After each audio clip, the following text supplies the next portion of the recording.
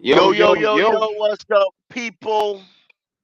What's up, Panther Nation? Black Cat Panther Podcast is once again in the house for the 2024 draft. Now, Q, Logic, Pop, when you know that they do an exercise called winners and losers. Are y'all familiar with that?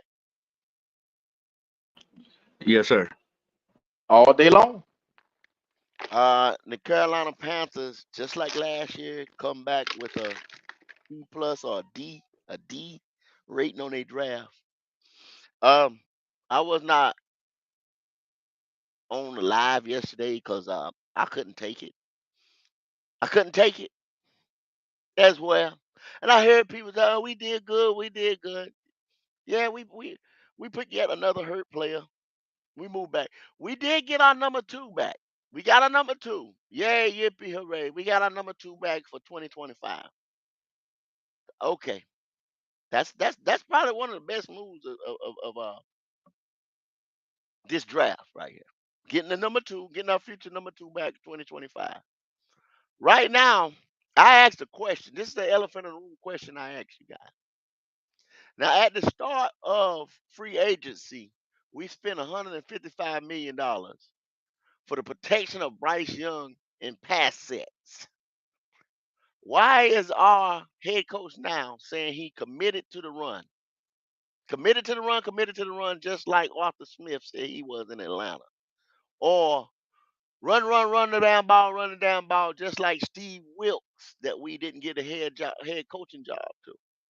And if I'm not mistaken, I think our previous line that we still had under contract without spending 155 million was had a 78 PFF run, run, run grade on those guys. Bradley Bozeman was one of the best zone blocking running centers out there who said he was more comfortable in those sets. So I ask again, what are we doing? What's the plan? Can somebody please tell me that? Um, well, I'm gonna tell you like this right here. As you see on the screen, everybody in there looking at each other, which means to be they should have came in here today with that pick on their mind. But you want to know what's the plan? What's the plan? What's the Go. plan? What's the plan? The Somebody plan tell is me to why. recreate Alabama around here, so that way they can help Bryce Young come and get up off the ball, get the ball out of his hands quick. Now, whether or not, I watch football on Sundays, not Saturdays. Well, I watch yes it on sir. Saturdays, but it's a different game. You when you watch it on Saturday, it's slower, it's easier to look at and go through and see what they're doing because it's a different level. If you take that Saturday shit to Sunday, you will get your ass busted. So, like I said, I watch football on Sundays. I watch college ball on Saturday. So tell me something else. Well, what if one thing he did to say when he first became coach is that he was going to be stubborn and run the ball. Okay. When he And Mike, first did his he press said that he conference, said that that's when him and Baker Mayfield had beef last year. You didn't know that. Y'all thought it was all flowers and daisies and ring around the rosy around that motherfucker, didn't you? Baker had his best year. Baker didn't like that motherfucker. Huh? Pick is Go in. back and read. It's just y'all key. Go back and read the articles. Go back and read the reports. Look at What the down fuck he 34. done now?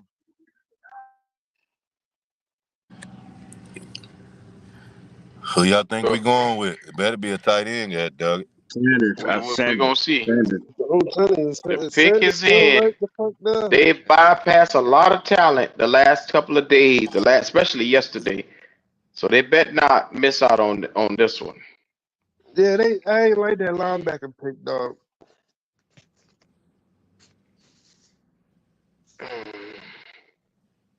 Come on now. I'm gonna put the volume on it. This is letting them show off.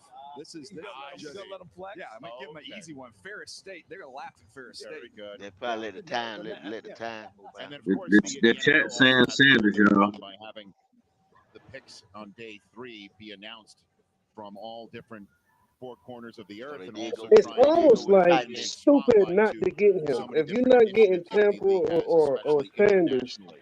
it's So like, here's what are the you Carolina doing? Panthers pick. Hit it. Hold on. Guten Tag, Detroit from Germany. With the 101st pick in the 2024 NFL Draft, the Carolina Panthers select Jatavian Sanders, tight end. Let's All go. right. Good Yes, pick. sir. Good pick. I told That was a y'all. good pick. Good The pick. That was a good Carolina pick. Longhorns. The That Carolina. was a Hook good 'em pick. home. Hook 'em home. See the name Isaiah Yes, sir. Likely. When he was coming out of Coastal Good Carolina, pick. These Good picks pick. right here is gonna benefit your same next thing here with quarterback Jatavian right Sanders. there. There you go, Oh Roger. yeah. There you go. That's Oh what I'm yeah. talking about. But the That placement nigga had 700 yards, 699, 7 touchdowns. Look, I did a video on this cat. This is who I wanted. I Yes, wanted this sir. motherfucker. Is it safe to say we have finally found a replacement for Greg Olsen? Yes, Finally. yes, Yes. yes. Finally, So finally. him, Jonathan Brooks, Finally. and this cat right here is it. Thank you, Jesus Christ. Thank you, Lord. It took us how many years? You look at those guys right there. There's Dave Oh my God. Just take a look at this. team president. He's there with the Look at It's Tiller been a sitting there. long, long time. Now, And I now, know. Yes, sir. A change gonna Yeah, come. yeah, yeah, yeah. hey, Yes, it that is. offense, It's been looking spicy. too hard living. Lord have mercy, it's been hard as a Panther fan. Yeah, I'm Man. telling you, boy. Look at that. Look at that potential offense. Jonathan Brooks, Xavier Leggett, Adam Thielen, Deontay Johnson. That's a complete turnaround. It's been too hard living. Thank Yeah, you. Oh, Lord. Yes, sir. Yes, sir. Yes, sir. If they would not pick that nigga right now, I'd have been mad as a motherfucker. I'm like, y'all gonna pass this nigga again? They couldn't. They couldn't pass him. Too much value. Yeah, that's way too much value to let that nigga go. Oh, man. I'm so excited. Because now we got bona fide weapons in this motherfucker. There's no reason to sit here and say we can't be great. Well, never mind. There you go. I knew you was gonna go there. Never mind. Never mind. Let it go. Never mind. Let it Never go. mind. I'm not saying nothing. I'm not saying nothing. No, I'm gonna say it for you. I'm gonna say it for you because I had said this on Panthers After Dark. I said you get the right weapons in here, the nigga has absolutely no fucking excuse.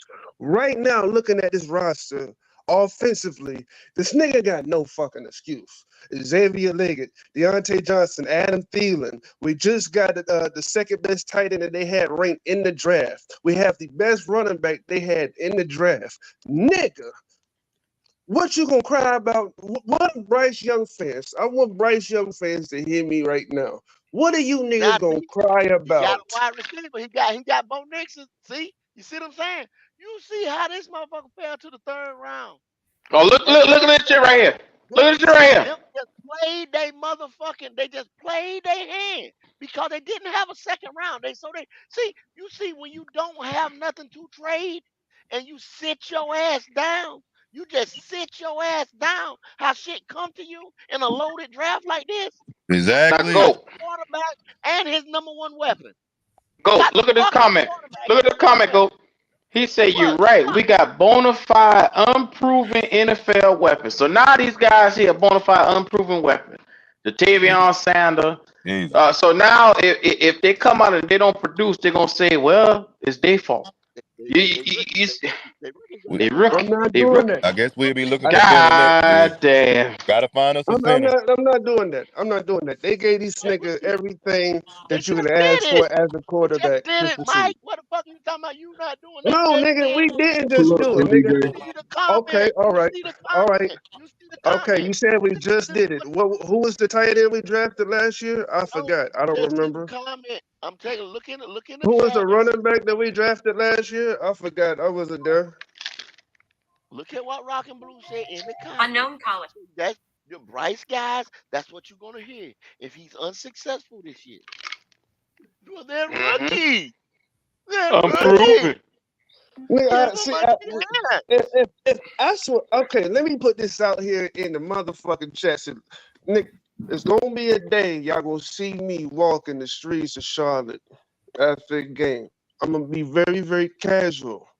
If I see one of you niggas and I hear that bullshit, he got unproven NFL talent, and that's the reason why Bryce Young ain't succeeding. I promise you, I've did enough time to not give a fuck. I'm gonna punch you in your mouth. I'm punching in the mouth because I ain't never seen so many people in love with a motherfucker for no reason in my life. I've never seen any team have to do this fucking much for their quarterback just to see if he gonna be Now successful. wait a minute, Mike. What side of the fence you on this week? Because last week you was right. You was loving this motherfucker too last week. Now. Look, I've never loved this motherfucker. What I said was some quarterbacks take longer to develop. So I said Oh, several okay. times, get this nigga everything he need to succeed so it can be at the end of next But year. but If we but Mike, killing this nigga and what put if him these back in the weapons slaughterhouse, what if these weapons we went out and get? They say, oh, they ain't good enough. Now we I don't want to hear know that. Brooks Just was the don't hear best that. running back in all of college football last year. We know Xavier Leggett had 1,200 yards in the SEC last year. We He know was. Jatavion Sanders was 700 yards, 7 touchdowns as a tight end. That goddamn on a team that was fully loaded with two all-world receivers, a running back that's number one, a third receiver that's in this draft that's going in the 5th round. Goddamn. Then you give him the number one separating receiver and take him from Pittsburgh and put his ass there. Yeah, let's keep fucking going. You still got Adam Thielen that just gave you 1,000 fucking yards. Let's keep fucking going. You put $150 million on the motherfucking offensive line and go get a swing tackle that can play both motherfucking positions. Let's keep fucking going. This nigga get coddled too fucking much as it is. I hear one fucking excuse from a Bryce Young fan about this nigga not having what he needs to see. I will hit you in your shit if I see you in person. That's on my motherfucking grandmother's grave. You motherfucker have lost your mind if you come around and say this nigga don't have enough. I'm gonna try to tell you, Yeah. gonna be a target swinging motherfucker because they probably gonna be 150 of them motherfuckers.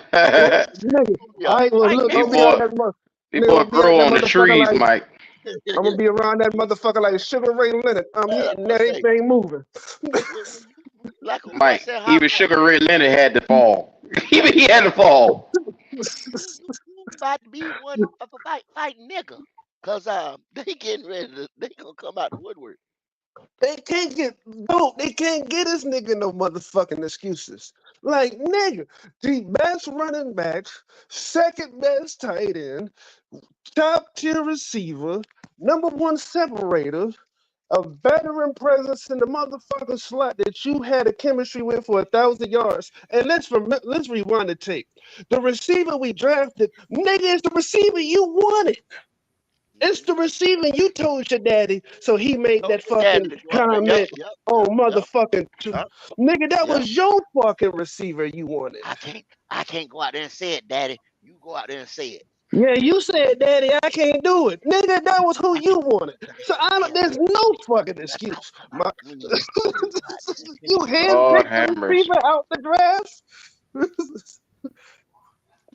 The reason why they got Jonathan Brooks is because he's like your boy that they drafted in Jahmyr Gibbs in Detroit. They can run out the backfield. He can catch out the backfield, and you had success with that type of running back. So they went and got one like that for your punk ass. Ooh. They better. I swear to God, there's no excuse for this nigga. Zero. There's zero. Because one quarterback. Okay. There's probably 20 quarterbacks right now in the NFL. If they saw they fucking general manager and their team draft this much weapons for them, they be licking their motherfucking chops. Did they just give me a running back, a tight end, and a number one receiver, nigga? This is not a drill. I'm about to show the fuck out next year. But Carolina's the only motherfucker that actually has to do that kind of shit for their quarterback to succeed. I can't imagine. I don't give a fuck if it was Matt Ryan. Back in the day, let Matt Ryan get a running back, a tight end, and a fucking receiver all in the same draft. Let anybody get that, Mike. Anybody. What it do, see? That's why they get ready to say, we back. God damn it, we back. Motherfucking Patrick Mahomes. I know I'm talking about the best in the game, but I can't compare what we got to Patrick Mahomes. Patrick Mahomes got one receiver right there at the top, at the bottom of the first, and they could have went home. They could have went on home. They could have packed it up and went home. Y'all understand that? Facts. Okay. Shout out to everybody in the chat right now. If you're getting in here, make sure you comment, you like, subscribe on your way in. Rocket Blue says, I feel like I need a safe space with this motherfucker. I never. Look, man, this is the feelings that you get when you hear shit like this right here. I'm going to do look, I didn't do this the last 2 nights. Right now, starting early off, we want to get the fans' opinions of how they feel about everything. We had the panel for the last 2 days. Going in, I'm going to put the link in the chat for anybody who want to come and talk their shit about how they feel. You got about 20 minutes. We're going to open it up for everybody. 20 minutes. And then you have to get the fuck off. Mm-mm. Who said mm-mm? I'm about to be the first nigga getting the fuck off. That nigga got his finger on the ejectocito button, nigga, like he fast. Look, you know how it go. If you click the link, make sure you be engaging. I'm not with that sitting shit.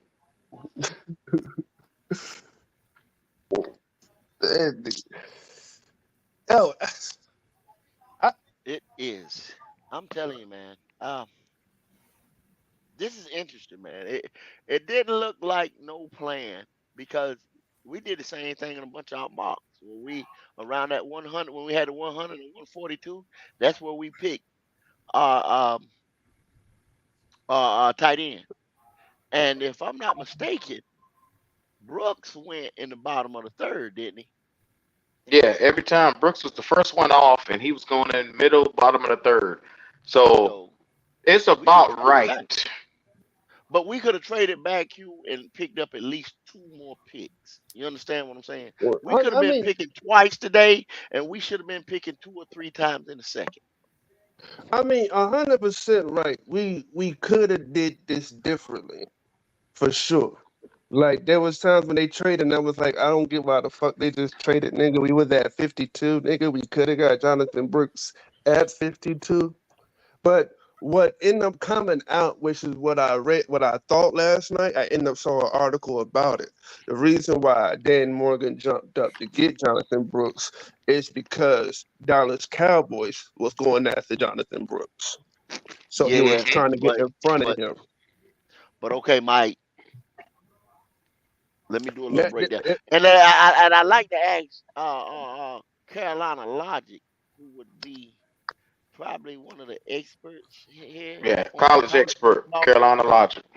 And do you think, just looking ahead, get in the time machine with me. Like, I close the door, I open the door. Do you think next year's crop, up and down the board, I mean from quarterback to kicker, to long snapper, to whatever, is this draft deeper than it's going to be next year, as far as talent-wise? Logic just fell off for a second. So, yeah, go ahead, Mike. Make it short, Mike. Make it short. Make it short. On some real shit, yeah, this draft is way deeper than next year it's going to be. Okay. I think that's something we're looking at. Like when the Falcons made their move, they were projecting next year's draft to not be as dynamic as this year's draft was. That's why they did. Everybody was looking. Mm-hmm. That's why they did what they did. You got to understand, they're not going to have a first-round pick next year because of the whole tampering thing.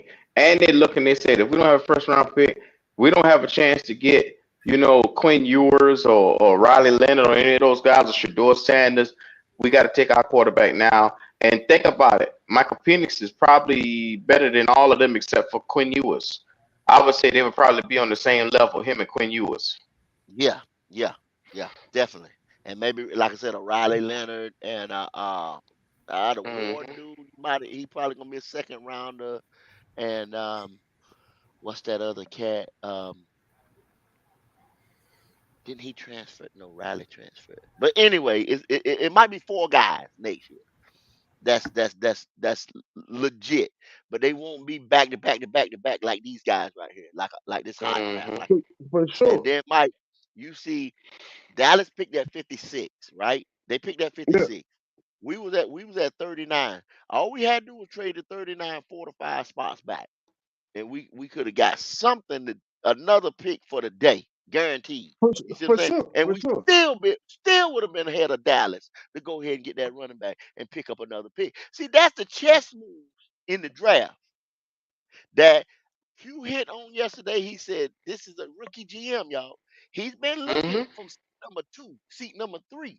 Your boy Canales walked in the door and told y'all he was so excited. You see him moving up in the seat, moving back in the seat. He's so excited, like a little kid sitting in the car, going on a ride for the first time. This is his first. He done told y'all this is his first time in here. He don't know shit, and y'all know David Tepper don't know shit. So you got a rookie GM trying to navigate with sharks. He's swimming out there with sharks. You got sharks out there. Brandon Bean, his homeboy, but he a Hmm. shark though. That's how he played him for that 30, move up to 32 to do this and do that. He did it. He did a good move when he got us our second back. But some of these other shits, you could have got 2 more picks, homeboy. Well, He could. I'm gonna And tell you today, like this. It's gonna be open discussion for a minute, and then I got a series of videos I want to play for you guys. One being that, be it as it may, I want to introduce Xavier Leggett, like I said, and hopefully when you see this video, it'll help, change your mind about his. Because I was upset about that pick yesterday, and then after I saw the video and I saw everything that I saw with this, I said, okay. He's an NFL starting caliber wide receiver. Let's give him, that shot. And so y'all go ahead and I'm gonna go ahead and cue that video up and have that ready once y'all get done. yeah. And, let me tell you, I'm not saying about the pick. I'm not saying about Leggett. Let me clean it up a little bit. What I'm saying is the draft to me is about positioning and position. What I mean by positioning, 1, 2, 3, 4, 5, 6, 7. That's the numbers. Position is the player, edge rusher, this, that. Positioning, if I can get ahead of you and get me another pick, see, that's the game. That's the chess move. Yeah. We Yeah. had picked in the second round that we could have come back and ended up getting at least 2 more picks out of this draft. And Mike just said this draft is more loaded than next year's draft. The Falcons showed you that. Terry Fontenot and Raheem Morris showed you that. They made a move for 2 years out. That's the kind See, of shit you have to do. you 100% right, Go, because the first thing I said yesterday when I got on, I wasn't mad at the fact they got Xavier Leggett. I was It's upset just that they whether felt like they they got had to trade up to get him. yeah. I'm not upset that they got Jonathan Brooks. I didn't like the way It's they just got where Jonathan Brooks. You know what I mean? exactly. Like for as the players, I'm not sure about the linebacker, but all 3 other Yeah. players, I 100% see why they got them. Yeah. You know what I I'm mean? good with So I'm good with Leggett. I'm good with Brooks. I'm good with Sanders. You know what I'm saying? But like I said, the linebacker, like you said, that should have been that linebacker move right there should have been a center. That should have been a center. facts. It should have been a center. Jack. They That should have been Jackie they Powers Johnson. So like that and then that was definitely yeah. a reach. And if honestly, to me, they could have traded back that pick and made sure they got the center from Georgia and another pick coming up. Mhm. You know what I mean? Like you could have got the center from Georgia. It may even still be in the position that you would have got Tampa from Iowa State. See, there, like you said, it's chess moves. But Mhm. there's one thing my man Twan said. He said you don't got to get everything in this draft. No, you And I don't. But you could have you don't. But if you in the could have got a lot. position, 2 extra but if you picks. in the position to get a lot more than you can get, you take advantage of the opportunity. But what you just said is facts. He's a rookie GM, so he went out there. He played around with some sharks. He got bitten. Hopefully, he learned his fucking lesson. But if you ask me, I think 3 of these 4 draft picks he hit on. Yeah. Cause I scenario, feel, Mike, scenario. yeah, Austin Corbett goes down. You got we, a guy that they say on the scouting reports. We did the scouting reports on After Dark. You got a guy that look, Cedric Gray is getting picked right now. You see what I'm saying? That's the yeah. linebacker we should have got. But I Fact. mean, I ain't saying nothing. I ain't saying that. But No, you're if right we though. got the You're right. if we got the extra 2 picks, you see what I'm saying? You would have got your center, We would have and you would got have got everybody. Cedric Gray, and you Thank would have you. had And we've got the uh, running back, and we'd have got the tight end. You understand yeah, what I'm you would saying? have We all got the extra 5 picks. All 5 those 5 picks have been way better than what we got right now. But I'm disappointed in the maneuvering, but I'm gonna let him learn his lesson the hard way. 279 tackles, bro. Just went to New York. Went to the Giants. Was the Giants? No, the Giants. The Giants. Where Cedric Gray just went to? The Titans. Yeah. I don't know, brother. Hindsight 2020. That's all I'm saying. We could have grabbed them 2 picks, man. We could have. That's all I'm saying. I see 2 picks we could have got. Bottom of the second, top of the third. You know, we could have been And paid twice as much. the other best thing he did was get a 2nd round pick for next year. Yeah, I love that. And I love that. I love that. I love that. Good move. Great So move. he made 4 good moves and he made 2 bad moves. You didn't have to trade up to get Leggett. You could have sat back because you was in the perfect position. You had Keenan Coleman and Xavier Leggett. Mills was at 32. You could have just waited for the for the 2nd round to start off, and you would have had either or. And most likely, you probably would have had your man right there at 33. But if you didn't, you get Keon Coleman.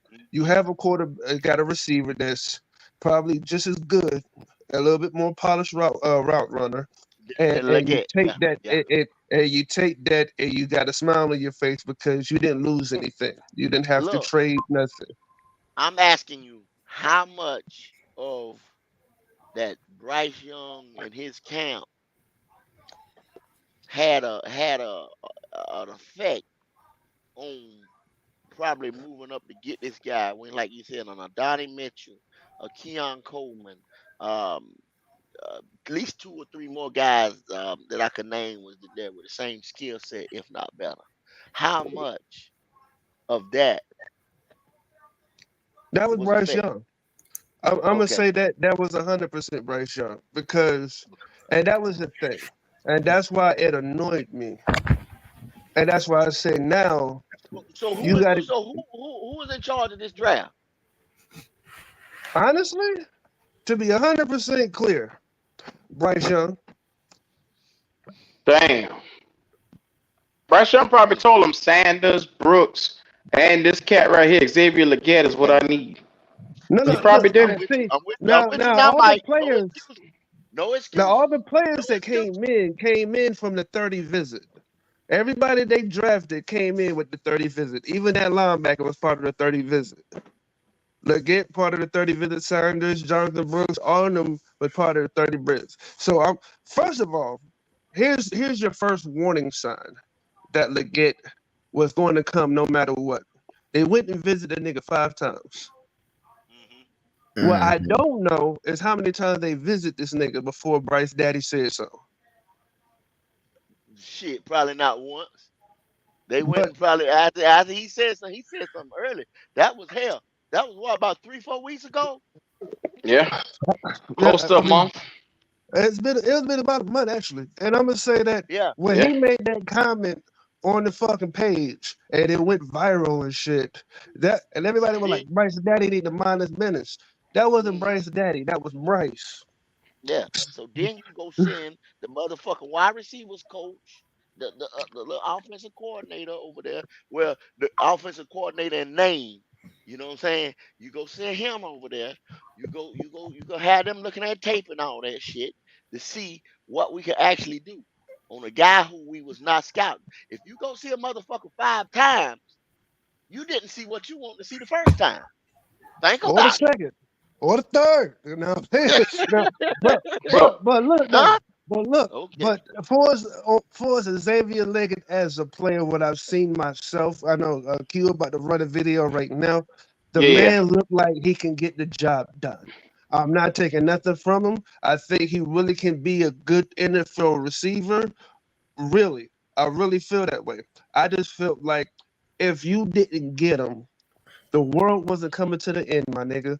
If you stayed Yeah. at 33 and you didn't draft him, you still had Donovan Mitchell, you still had Keon Coleman, you still had two quality receivers that was going to be right there, and you didn't have to trade any pick and nothing away. And that's why some of the fooling was going on because they were like, we got rid of the 5th round pick and we switched it with the 6th round pick. So we need to go back and get a 5th round pick. So let's trade this switch to make sure we get a 5th round pick.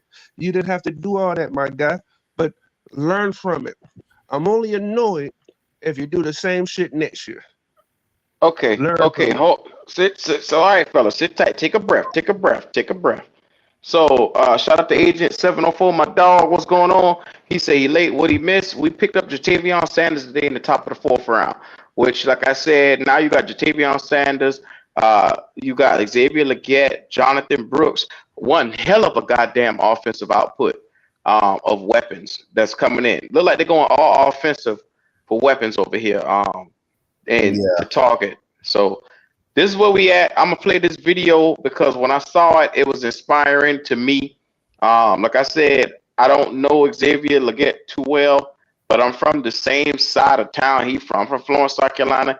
He's from Mullins, South Carolina, which is literally up the street. I did not know, they put together a video like this for him, but it's great to see this because countryside of the town, you guys will get what I'm saying when you see it, man. It's good to see somebody make it. So check this out. Mullins is a very tight-knit community. We pretty much know everybody. It's a small town. Everyone really knows everybody. You can breathe wrong and we know about it tomorrow. It's a wonderful community to live in. It's very homey. People are neighborly and look after each other and take care of each other. Everybody knows everybody in Mullins. It's like a huge family. Hi, I'm Darius Pickett. Tim Felder. Drew Foyle. Bradford Crawford. Donald Brown, football coach at Mullins High School. I was actually the all-star baseball coach in Lada. Xavier was my student when he was in the 6th grade. Everybody knows him. It's easy to love Zay. He gives you no reason not to. Just great attitude. Did anything you asked him to do. You know, even at 11 and 12, you knew he could be something special. Number one, you're not going to find a better person, period. And he's had a special struggle because, he lost his mom and he lost his dad. I'm Linda Neal. I am Xavier's grandmother. It was kind of like we lived in an extended family situation across the street. Whatever it is they needed, we were there. We were a close-knit family. And so I know that it was very, very difficult for the both of us. And I tried to be there to support him. Being from where we're from, a lot of people don't make it. At the time my mom passed, I think he was like 14. So it was easily for him to go in the wrong direction. But he stayed focused and he did what he was supposed to do to get to where he is today.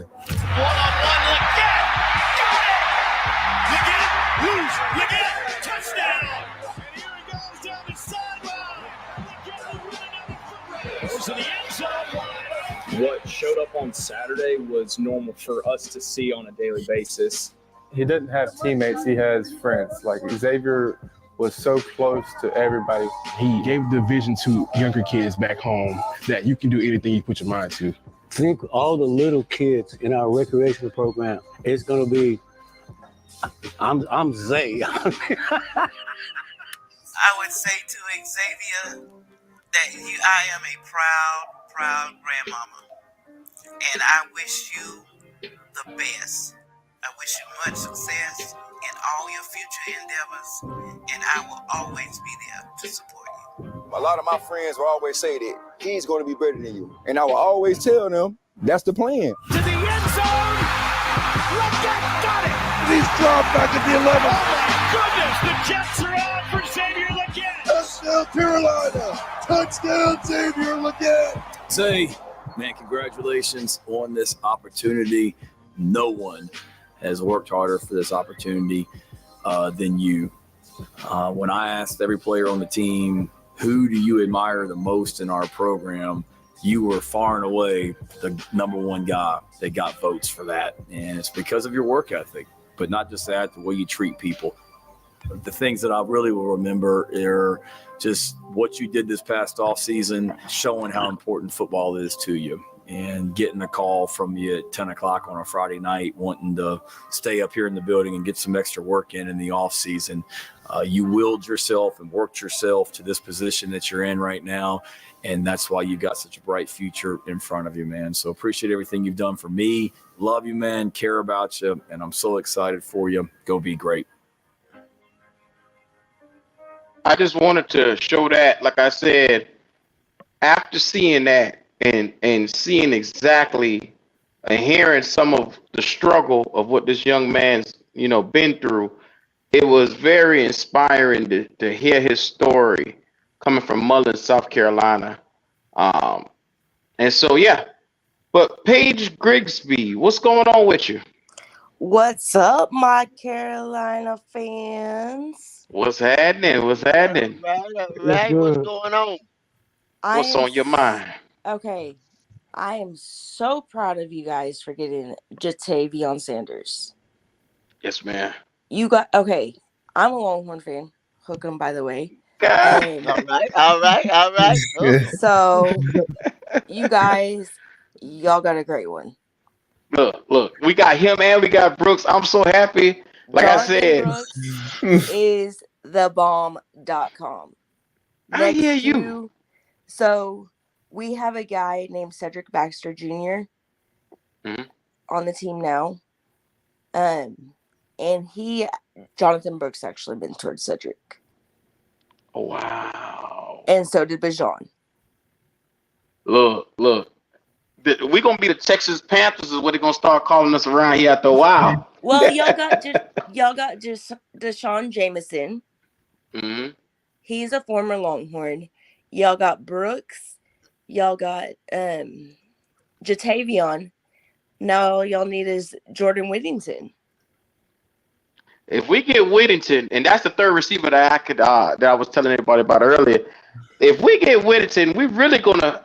I'm gonna have to look at Bryce different because from Alabama to Texas, we're gonna have a lot of mixing blood over here. It's gonna be crazy. Well, we actually played them and we beat them. So. Here we go. Yeah, they played. Yeah. Here we go. You never know. We might get yours next year. Yeah, Ewers looks really good. I was actually at the spring game last weekend, so. Oh man! So you excited for this season coming up? Of course. Oh man! Look, I wish I would have got Trevondre Sweat, but that's another thing. Big dog. If we got him, if we got Sweat, I would have been around here stumping around and beating on my chest. I'd have been happy. I'd have took that. Swear to God. But yeah. I swear to God, I would have been that massive motherfucker. Jordan Whittington, he actually played all 5 years at Texas. Mm-hmm. And he's a beast next to Donnie Mitchell, who went to another team. But see, I like Whittington. Like, that's why they had a three-headed monster over there. And like I said, with Jatavion Sanders, Texas had a pretty good offense. That's why I say, if y'all want to bring all that to Carolina, we'll take it. At the end of the day, I'm to the point now, we're so desperate over here, I just want to win. I don't care how we do it. But see, do you guys have room for the wide receiver that Jordan is? We got a depleted wide receiver room. Yeah. Some of our wide receivers that's gonna be here next year, that's here this year, they getting out of town come next year. We got Yeah, a old especially one that's gonna leave. We got another one that's gonna leave. Yeah. We got room. yeah, Bring and him. you got Adam Thielen, his ass old as a motherfucker. He Yeah, gotta yeah, go. Like he gonna get his ADC card soon, or Come on, Mike. Don't do AARP. that. But soon, I ain't saying now. I'm saying soon. The nigga 34. Nigga, soon he gonna have to go get his AARP card. Everybody know you get your AARP card around that time if Lord you a have mercy. receiver. Paige, don't let Mike he a little rough around the gears. That's how he is. Yeah. But Paige, he didn't take his medicine this morning. so number one, this is the guy that being spoken of right now, Jordan Whittington. He's the number 3 receiver over there. He had 505 yards last season, 1 touchdown. He averaged 12 yards per catch. 6'1", 204. He's in this draft, and he'll probably go either 6th round or maybe undrafted because of the way the board was pushed down. So that would be a good pickup to have over here too, because like I say, I can't knock it. If the Texas guys gonna make Carolina better, I'll take it any day of the week. Yeah, if I can get him 6 or 7 round, and we can get him back there shagging punts for right now. He got next year. He got something to look forward to next year.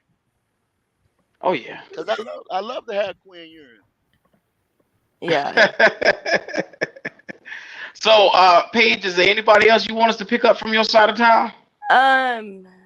Gosh. So obviously next year, if y'all got room for running backs, obviously Cedric Baxter Jr. is a good one. He's known. Like I said, he was mentored by Bajan, and Brooks and others before him. So obviously he's a good one to get. He's big. He can run. Yeah, he got injured last season at the Iowa State game. Just a little dinger. But he's good. And then we do have a D-line named Sadir Mitchell Jr., who's just a sophomore this year. Big dude, big, humongous dude like Sweat. He's 6'6". What's his name again? Sadir, Sydir Mitchell Jr. He's out of New Jersey. He's humongous. I'm gonna look him up. And also we got Big Cam Williams Jr., who's big. Paige, would you like to? I'd ask you something. We have another channel called Station 88 NCAA. Would you like to do a college commentating with us every now and again? Oh my gosh, I would love that. When your That'd be good. Come on. Yeah, I would love that. Put the email link in the chat there, Q. I got you all day long. Just send us your information there, Paige, and we will sure enough look you up. When those summer games and I get ready to start and everything like that. Yeah, I do Twitter Spaces as well with the like former Longhorns. I do have actually at 5:30 today, Chance Mock, who's a former Longhorn quarterback coming on. So And you say on Twitter? Yeah. Okay, I'll find you on Twitter. What's your name on Twitter? Paige Grigsby 8. All right, Paige Grigsby 8. Man, look, shout out to everybody. If y'all listening in the chat and y'all on Twitter, make sure y'all follow her, Paige Grigsby 8. Paige Grigsby 8. So let's see what we got here. We try to educate these cats on a lot of college ball, so they can see by the time they get to the draft, they'll know who they're looking at, and so we just chop it up on Saturdays. I feel you. Yeah, I talk to these guys, especially high school athletes, up and coming, and give them information from former players like Roy Miller, Cedric Griffin, and all them. So okay. I'm about to say, I'm looking for you. It's a little hard to find you on Twitter, Paige Grigsby. Hold on one second. Let me put it in the chat. Or mention me if you could, if you're on Twitter at Black Cat Panther Podcast. All right. Shout out to everybody who watching us live from Twitter. Make sure y'all show her love over there at Paige Grigsby 8 is what she said her name is over there. So we got about 30 people watching from Twitter.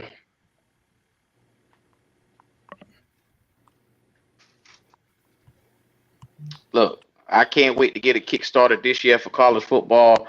Oh, my Ducks team is depleted, so I gotta watch you guys this year. So it's gonna be interesting.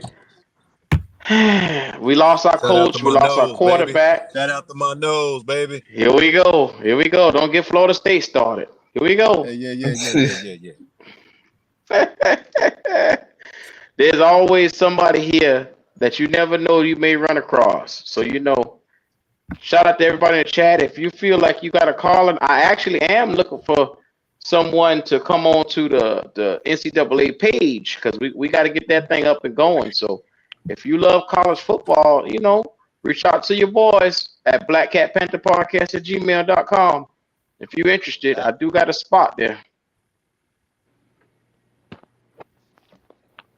There it is right there. I just put it in the chat.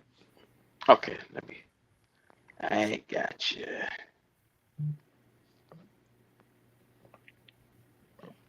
Who we got now? Who Jaguars up? The Jaguars are up, y'all. Yeah, the pick is in.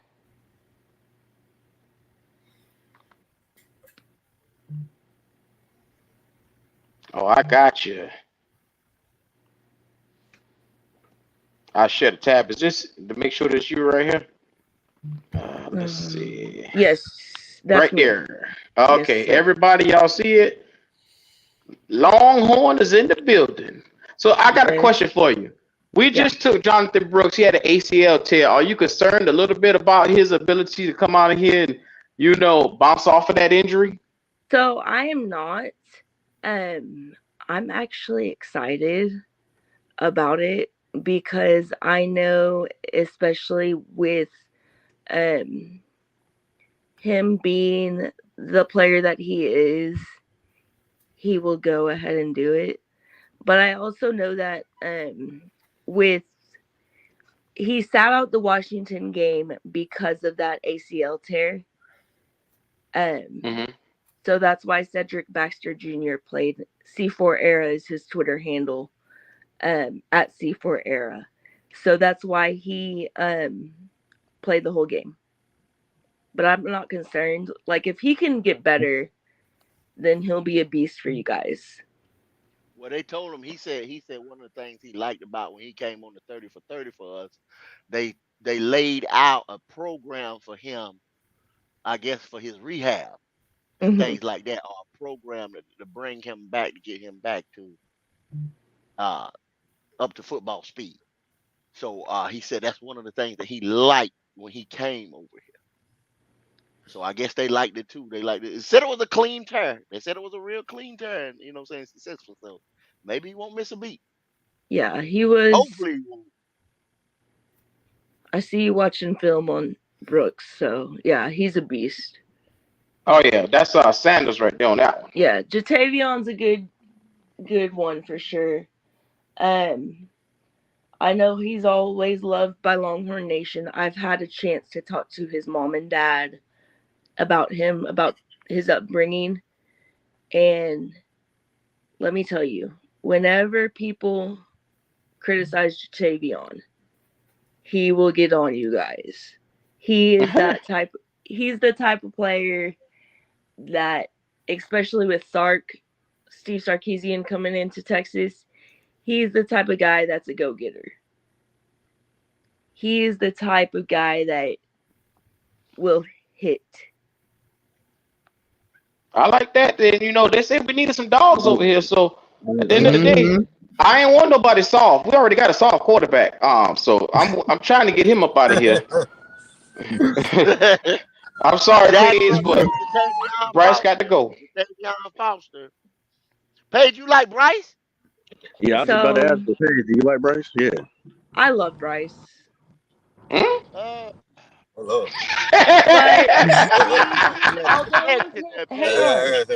Although with him not being from Texas and me a Longhorn fan, I wasn't a fan of him in college.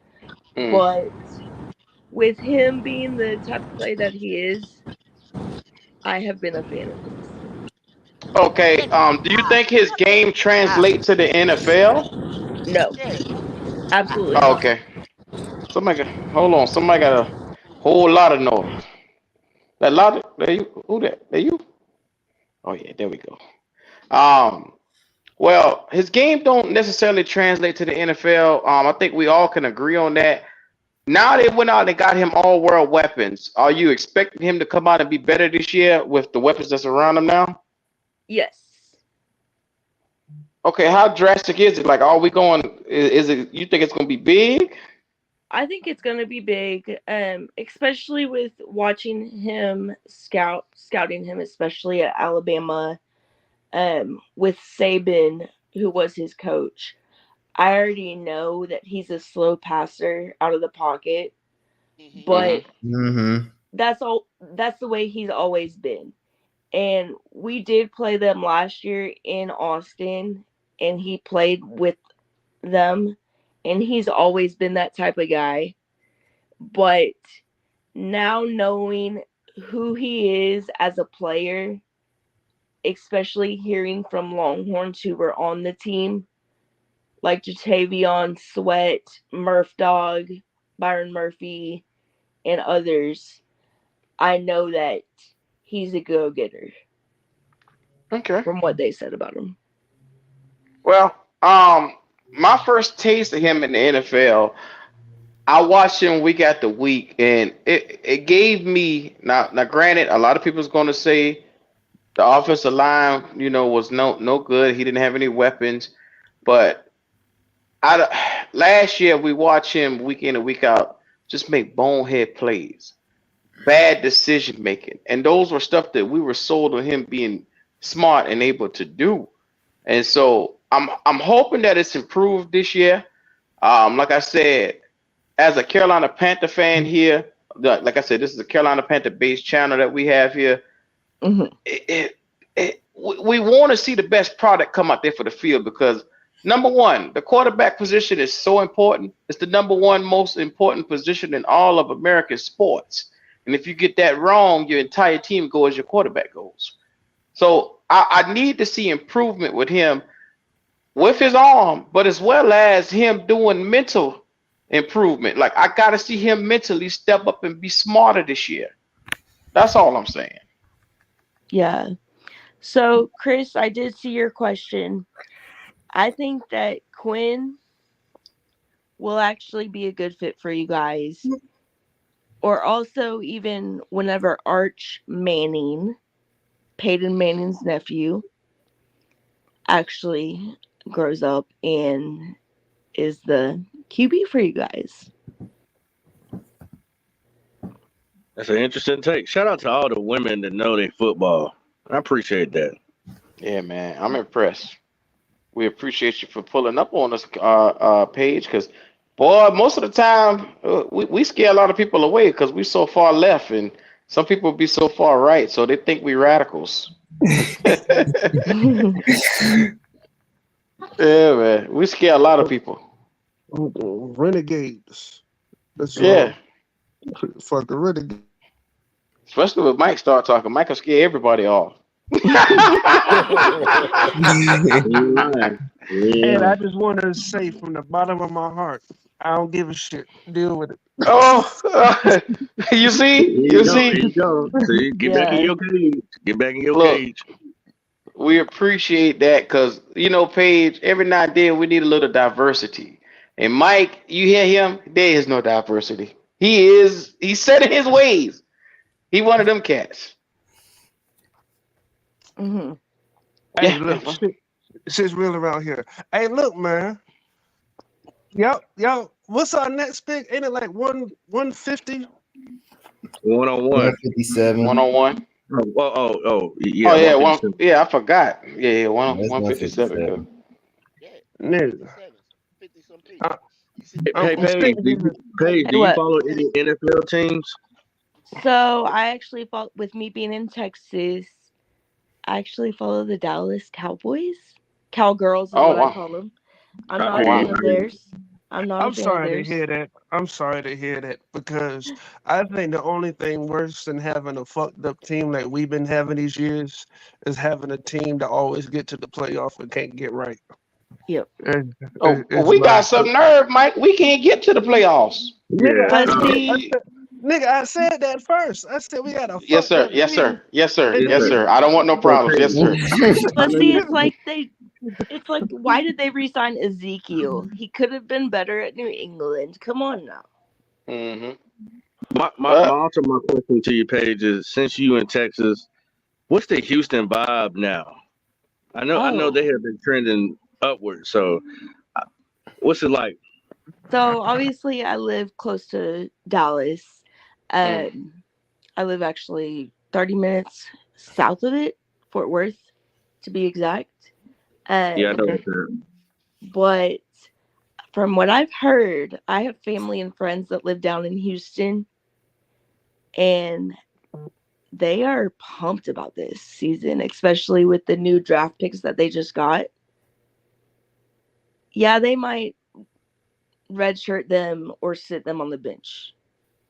So I think especially with CJ Stroud for Houston and the other QBs that they have, they will be all right. Look. Yeah, I know. I got a friend. He a Houston fan. He said Texas belong to them now. I know y'all don't feel that way, but that's what they said. I'm just letting you know what the what. You better what not tell that to the Dallas Cowboy fans. Oh my God. I'm just telling you. That's what he said. He said Texas is now. It's for the Texans. He said ain't no Cowboys, and I said y'all disrespectful as a motherfucker. He said, and I'm just telling you what the ops are saying. I don't want you to go out there thinking and put your chest out and stuff. They out there tripping right now. Oh my God. It's- Is that Wally I just seen come in? Yes, sir. Yes, sir. Why? What's going on, Wally? We got Miss Page in the building with us, man. Wally's all the way in Germany. Wow. Man. Yeah. We got something going at a decent hour. Last night I said I'm gonna stay up. Nah, I couldn't do it, brother. I couldn't Yeah, that's a 6-hour difference over there. So yeah, I know. Yeah, I tried, but I couldn't. Well, Wally, Miss Page is a Texas fan that found us right here on YouTube. But the number one thing is we just turned into the Texas Panthers. We got Jatavion Sanders, Jonathan Brooks. We picked up a couple of guys here that's going to potentially help the Panthers, man. How you feeling about all the pickups, Wally? Actually, I was reluctant about the receiver until I actually looked at it, and I thought about it. Maybe they think they made a mistake last year with the receiver we chose, and we got to just eat it because this guy here on tape looks way better fit for what we need. And then looking at the running back, Miles Sanders have another year like he had, yeah. Or they may try to trade him now. Well, with Leggett's receiving style is aggressive. You know what I'm saying? He is aggressive. You know what I'm saying? When he gets out there on the 50-50 ball, he said it himself. That's I guess so. With him saying that at the press conference, that's probably what they was telling him that they was looking at so much from him, because he said it yesterday, not yesterday, but Friday, when he came to, when he went and hugged Nicole and everything like that. She's a huggy little motherfucker, ain't she? But we'll go on, to another that. But anyway, when he come out there and he said the biggest thing they was looking at for him was his ability to go get the 50-50 ball. So he's a little bit more aggressive than Mango. He's a lot. He's more aggressive than Mango. He's faster than Mango. He's bigger than Mango, I think, for his weight, not height. So I mean, he's got a few things over Mango, and that's the thing. If you ain't got the sharp route running skills, you got to be able to go get that 50-50 ball. You got to be able to go get that. Now, you can always work on your route running, but if you already got that tenacity to be able to leap and snatch that shit out the air, that's what every receiver Every great receiver needs to be able to have the ability to have every catch you'll see on his highlights is 100% from several angles, all with his hands. He goes up and get it.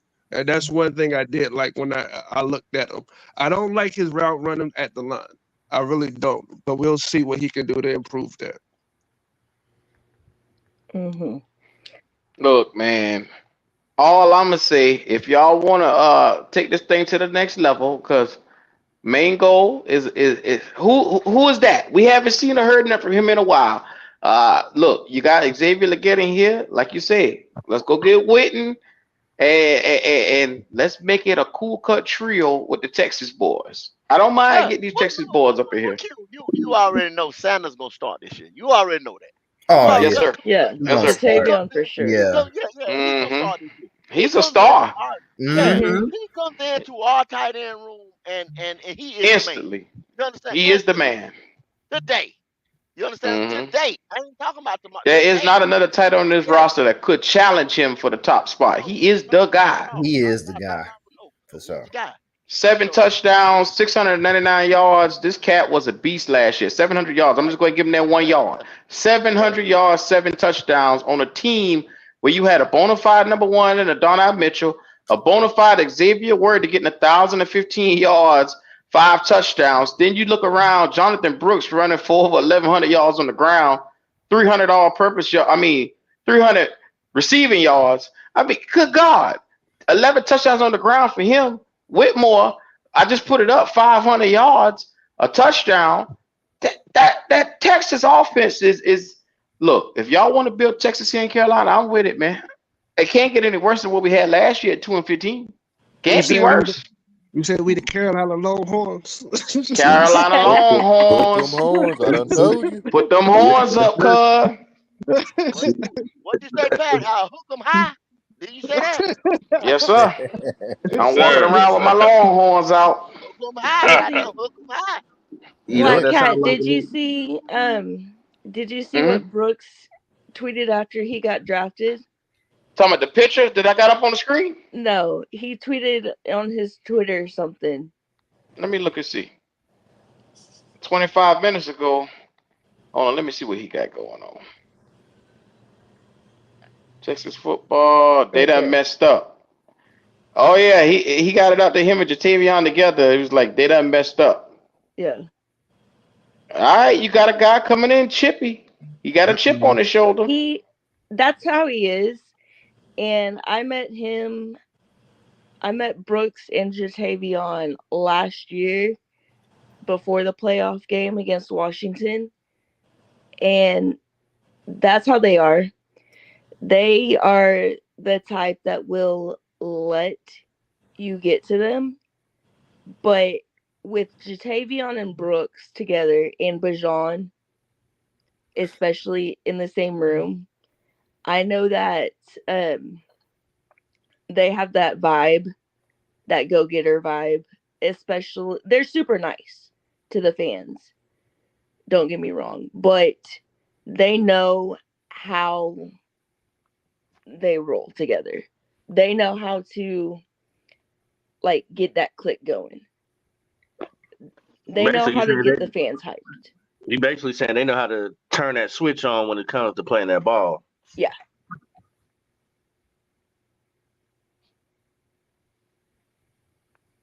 We gonna see. We gonna see. I'm gonna tell you the truth. The motherfucker I'm most excited about is Sanders. Lord have mercy. Yeah, Sanders is the most exciting piece of this puzzle. Like I said, when we took him last night, I was excited. The fact that we got him at 101, and that's the first thing. Nigga, we got him at 101. Get the fuck out of here. That's one. And two, I ain't seen a tight end around here for a long time. I haven't seen one. I ain't even MIA. Just because we got the nigga, I might go ahead and order his jersey. Just because I ain't never seen a tight end. I'm ordering Sanders. I'm ordering Brooks jersey right now as we speak. Cause I'm going. I got to get the jersey. It's going down. Let me ask y'all this while everybody's feeling good. What's your draft grade now before we do our next pick? What's your draft grade now? Shit, here you go. I had Come on, Pop. Come on, Pop. Let us have a little fun, Pop. I couldn't have 5 minutes in here. Here you come with this crazy shit. Wallace, I love you, but I gotta bring it back. What's the grade now, fellas? I had a C last night. With that. I done moved up to a B plus. Yep. I'm gonna go with that because of where you got Sanders at. To me, is astronomical. Yeah, and you sat back and you let him come to you, and you got him right there. That's the best pick of the draft so far. 100%. It's not even debatable. So I'm gonna go with a B plus. Now, can we get a center now? Yeah, no joke. Can we please get a center? Now you could trade, nigga. Now trade and get the center, nigga. I don't give a fuck. Now do you trade the shit and get the center, nigga? We need a center. Okay. I mean, but I don't think they want a center, Mike, because they had how many opportunities? They not only get the best center, they could have got the second best center, they could have got the third best center, and they bypassed on Zach Frazier, they bypassed on all the Jackson Powers Johnson. They didn't want none of them guys. You remember I did Van Pran? You remember I did Van Pran, y'all? Van Pran was showing that he needed to bulk up and get you. You remember what I said about Van Pran Thursday? Last Thursday, he had to bulk up. He had to get stronger. This and that. So Van Pran probably dropped. They'll probably get Van Pran with that next pick. That's what I'm predicting. If he's still on the board, and he will sit behind Corbett. And I'm okay with that. I'm okay with that. I'll be okay with that. I can live with that. I'll be irritated because if I pray that Austin Corbett stays upright. If Austin Corbett can stay upright and we can get a whole year to have this nigga in the weight room busting his ass, and absolutely great motherfucking move. I've got no complaints. But if we go 4 or 5 games in and Austin Corbett go down, nigga, what the fuck are we gonna do? Then we just fucked up. Oh wow. Look, man. All I'm saying right now, offensively, compared from last year to this year, it's a night and day difference on this team. Oh, when you got improvements all the way around on the offensive line, you get Deontay Johnson. You look around, Jatavion Sanders is your top target at tight end. You got starting caliber all the way around. Xavier Legette, I'm sorry. Like I said, he wasn't my number 1 receiving option, but he's still a good receiving option. And like I said, I played you guys the video. I can't root against that man because you saw the struggle. He done been through some things. The man lost his mom and his dad. So I can't help but to root for this young fella. So his mentality is strong. Okay, Jalen, I hear you, Jalen. Go ahead. Go ahead.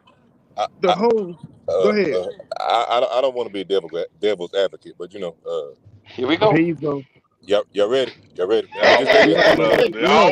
Nigga. Ian Thomas lost his parents too. I'm shutting up. I ain't got no love for Ian Thomas though. That's the difference. I don't give a fuck about Ian. Sorry. I'm gonna put this out here like this. Just put it out there. It wasn't the fact that he lost both parents. It was how I keep hearing the coach, when the coach was talking about how he wanted to stay to 10 o'clock in the facility, and he wanted to get his game up, that hunger to be great. That's what caught my attention. When he says in the off season at 10 o'clock at night, I'm getting phone calls because he wants to stay longer just to get because nobody works harder than you. Nobody works harder than you. That's how you got to this spot. Check it. That's the part that caught my attention. What scares me, the only thing I was like, what you just said now, he needed to do that. He's a 5th-year senior. There you go. Because of COVID and some other things. But go back and look at his numbers prior to this year. He was a special teamer. I done told y'all, man.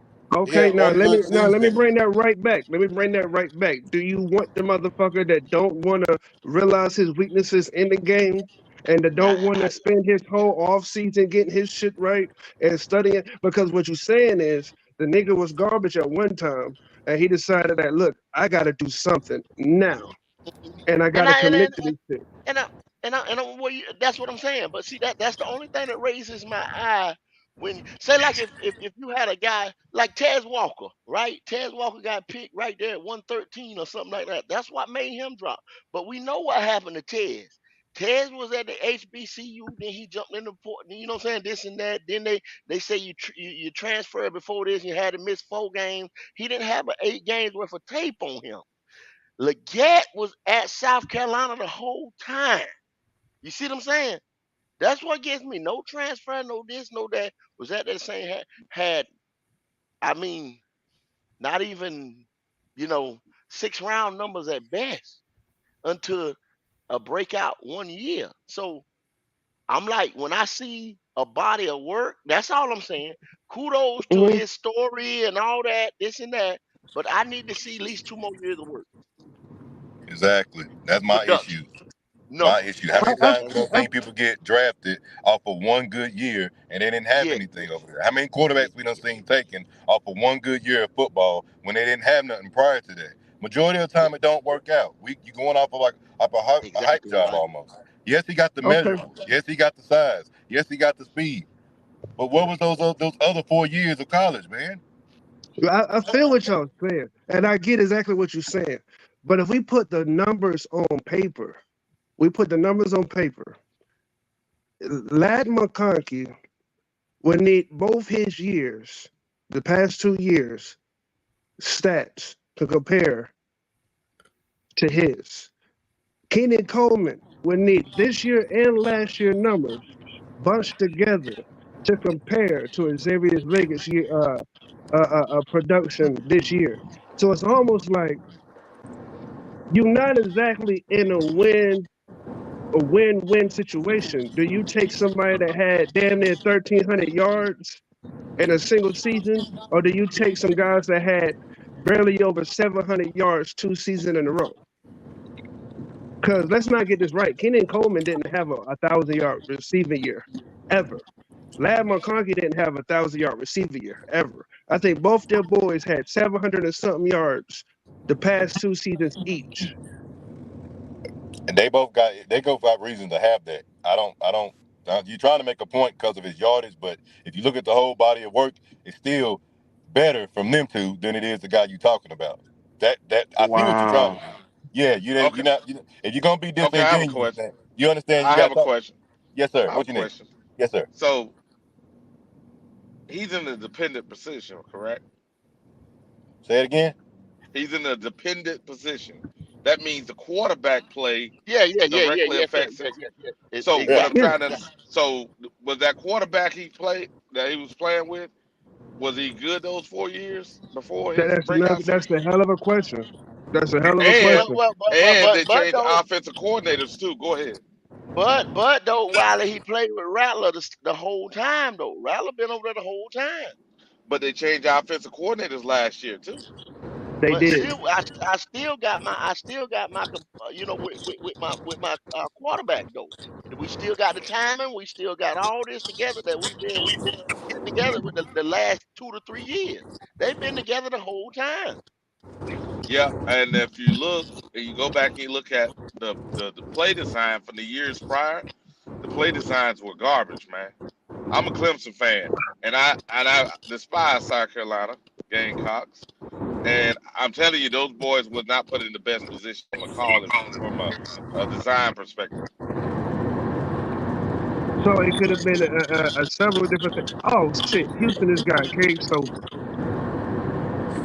That's what I was looking at just now. Wow. They got the dude from Dallas already, and they just got Cade Stover to go with Diggs and them guys. Houston gonna try to go with this Super Bowl this year. Oh, I ain't playing around. They're not going to make it.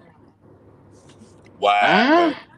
They got a good chance. They ain't playing around, that for sure. They got They coming for Kansas City though. They got a good 4 years right now. That's the most They got a important 4-year part right run. there. That's the most important. Right? They got 4 years to pull this off. They ain't gotta even do it this year. They got 4 years to pull this off. You got CJ Stroud, you got Stephon Diggs, you got all the same receivers you had last year. You upgraded the running back position with Joe Mixon. You already got Dan from Dallas. Now you got Cade Stover. Nigga. They got 4 years. They got a 4-year run at this thing before they got to pay significantly for it. So hey, hats off to them. That they really now. Don't get me wrong. After that 4 year, it's gonna be a major drop off because the last position you want to be in is having to pay your elite running back and having to pay your motherfucking defensive end at the same fucking time. And your quarterback, your defensive end. Come on, you man. You gotta pay them at the same fucking time. So they need to get it done in these 4 years because those are 2 huge contracts you're gonna have to pay at the same damn time. So there's gonna be a significant drop off after those years. But if you can pull it off within these 4 years, you fucking win. Checkmate. Yeah. It's all about being young in the NFL. Your time of opportunity, the window of opportunity for these teams. And Houston is starting to just walk into their window of opportunity. They got years before they even have to worry. So we are in the middle of our window of opportunity going into year 2 of our quarterback, and we got a lot of mixed pieces on this team already because you got a mix of young and old, like a Clowney on a 2-year deal. Like, you know what I'm saying? You got a lot of mixed pieces. Now, me and Logic just dropped a video this morning talking about the window of opportunity for the Carolina Panthers. Wiley, I know you're going to give it to me like how it is. What's our window of opportunity right now? Man, right now, I think we need another year. So if we get it right this year, our window open up next year. And our window will be only a 3-year window. Simply because we got to pay Bryce the second, 3 years from now, pay Bryce his first contract, major contract. That's it. Man, that may be 2 years. 2 real good years. Yeah, 2. Oh, my bad, 2. What Wiley, you believe Bryce is gonna make it to his first big contract? Well, I don't believe it. I hope. And hope is not a method. I got you. But that's only if he have a breakout season and he plays, say, top 12, top 15 quarterback, we got opportunity. But that's don't. And then in that takes us 2 years before we actually are hurt. Because all these contracts are coming. This is the problem. If draft didn't improve, then our window could open up. We can have a 4-year window, but it's all hinged on Bryce, unfortunately. Y'all, I got a cue up right here from Jatavion Sanders' introductory press conference. I'm gonna go ahead and start cueing a lot of it. Make sure before I start playing this, y'all come on in, y'all like, comment, subscribe to the channel, show us that love, man, and y'all already know what time it is. Welcome to the Black Cat Panther Podcast. Hey, thanks everybody for joining. Like always, if you could please introduce yourself before you ask a question and raise your hand. And we can go and get started with Cassidy Hill, followed by Chris Jenkins. Hey, congratulations. Thank you. First question, have you already talked to Jonathan? Yes, ma'am. I FaceTimed him. What did he have to say? How exciting is that to get to be together? It's a great feeling, you know what I'm saying? We came into college together, so we've experienced college. We've been through ups, downs, lows, highs. So it's just a great experience. I know you're primarily a pass catching tight end, but have you blocked for him for the past couple of years as well? Oh, yes, ma'am. Go ask that man that question. Her stupid ass. Thank you.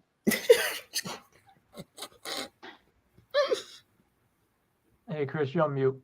Sorry about that. Hey, Chris Jenkins with Charlotte Vibe. Welcome. And before I get started, I want to get the pronunciation of your name correct out of respect. What is that? It's Jatavion. Jatavion. Yes, sir. Again, welcome. And in regards to dog mentality, how would you describe it for you and the way it influences your game as a tight end? Yes, sir. You got to have that dog mentality, especially at the position I'm playing. You know what I'm saying? You got to be able to play in the trenches, block in the trenches, especially at the next level.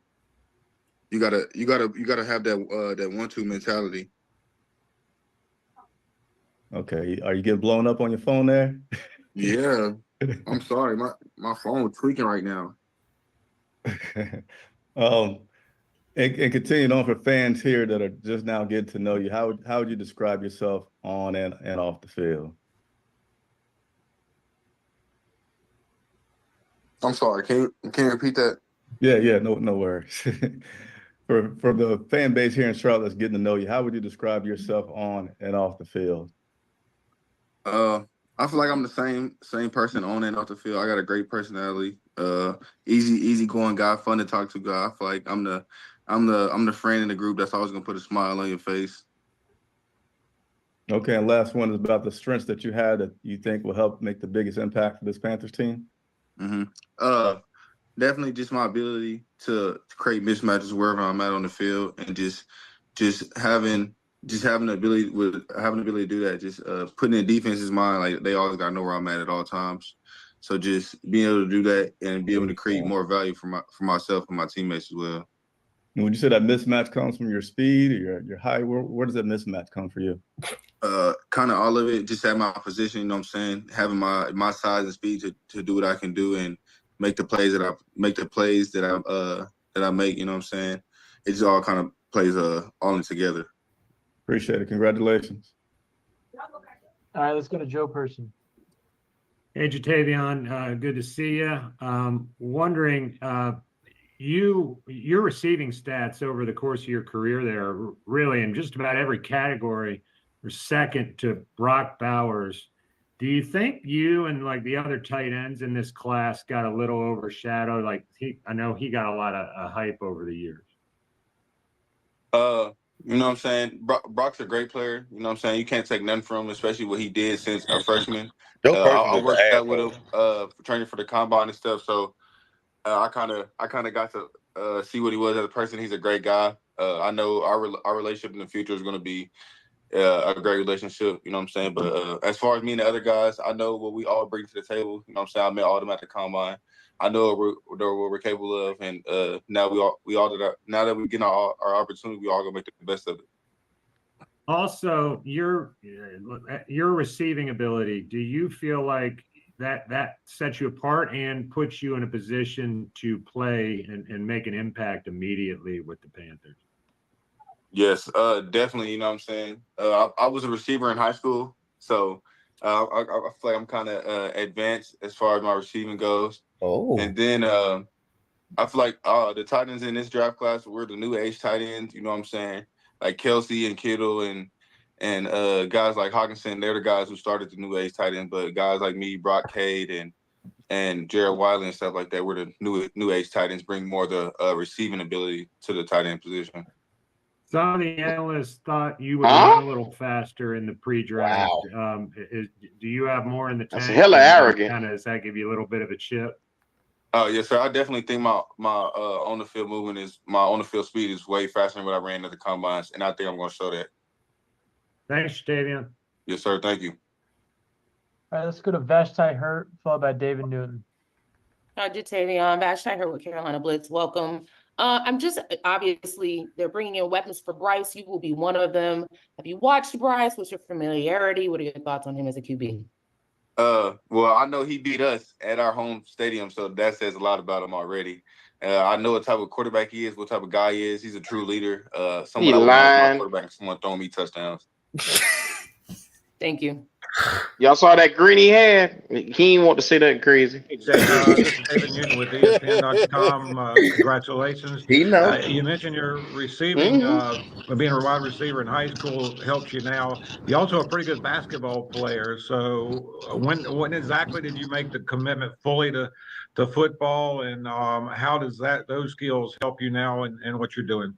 I've always been fully committed to football since I started playing the sport. Basketball is just something to do on the side, so I wouldn't get bored in the summer. You know what I'm saying? I just always wanted to stay active, but basketball has definitely just helped me, like my lateral movement. You know what I'm saying, and especially my footwork, being able to slide my feet and just getting in and out of my breaks and running routes. So.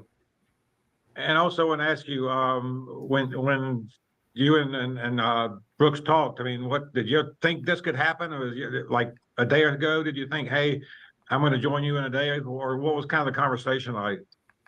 Honestly, I wasn't expecting this at all. But when I called him, he had a big smile on his face, and I had one too. I'm just, I know what type of player he is. I know what type of player I am. I know what we're both going to bring to the table. I know he's playing.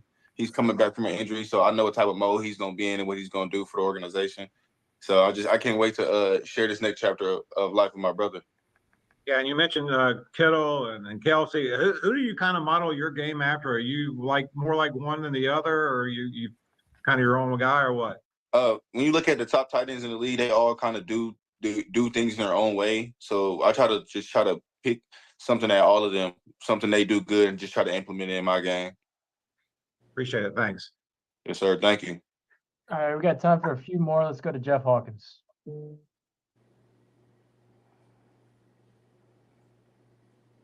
Jeff, you're on mute. All right, let's go to Jeff. Blue. Hey, what's up, man? Congratulations down here in Wilmington, North Carolina with WWAY. Just want to ask you, are you going to wear number 0 in the pros, or what are you thinking so far? That's the plan, you know what I'm saying? If I'm lucky enough to get 0, then I'm definitely taking it for sure. Cool. That's all I got. Congratulations, man. Yes, sir. Yes, sir. Thank you. All right, let's finish up with Vashti Hurt. Yeah, I was just curious what your interactions were pre-draft with the staff here in Carolina and Dan Morgan, and your thoughts on Dave Canales. Yes, ma'am. When I took a 30 visit there, they made it feel like home. So now that they picked me to play for the organization, it just means a lot. You know what I'm saying? Meeting them for the first time, instead of meeting all the coaches and just meeting some of the staff around the facility. It just felt like home. So I'm happy to be somewhere where they want me. That's kind of been a recurring theme about how they welcomed players felt. Do you have any specifics, like what specifically made you feel so welcome when you came to visit? I don't think it was something that's specific. You know what I'm saying? I feel like that's something you just feel. You know what I'm saying? So I just had that feeling, and I could just tell like I could feel they was interested in me. So when I got that call, I couldn't do nothing but smile. Thanks. All right, we can finish with a quick one, Joe. Go ahead. Just wondered when you started and why you started rocking the 0. A former teammate, DeMarvion Overshawn, he got dropped to the Cowboys last year.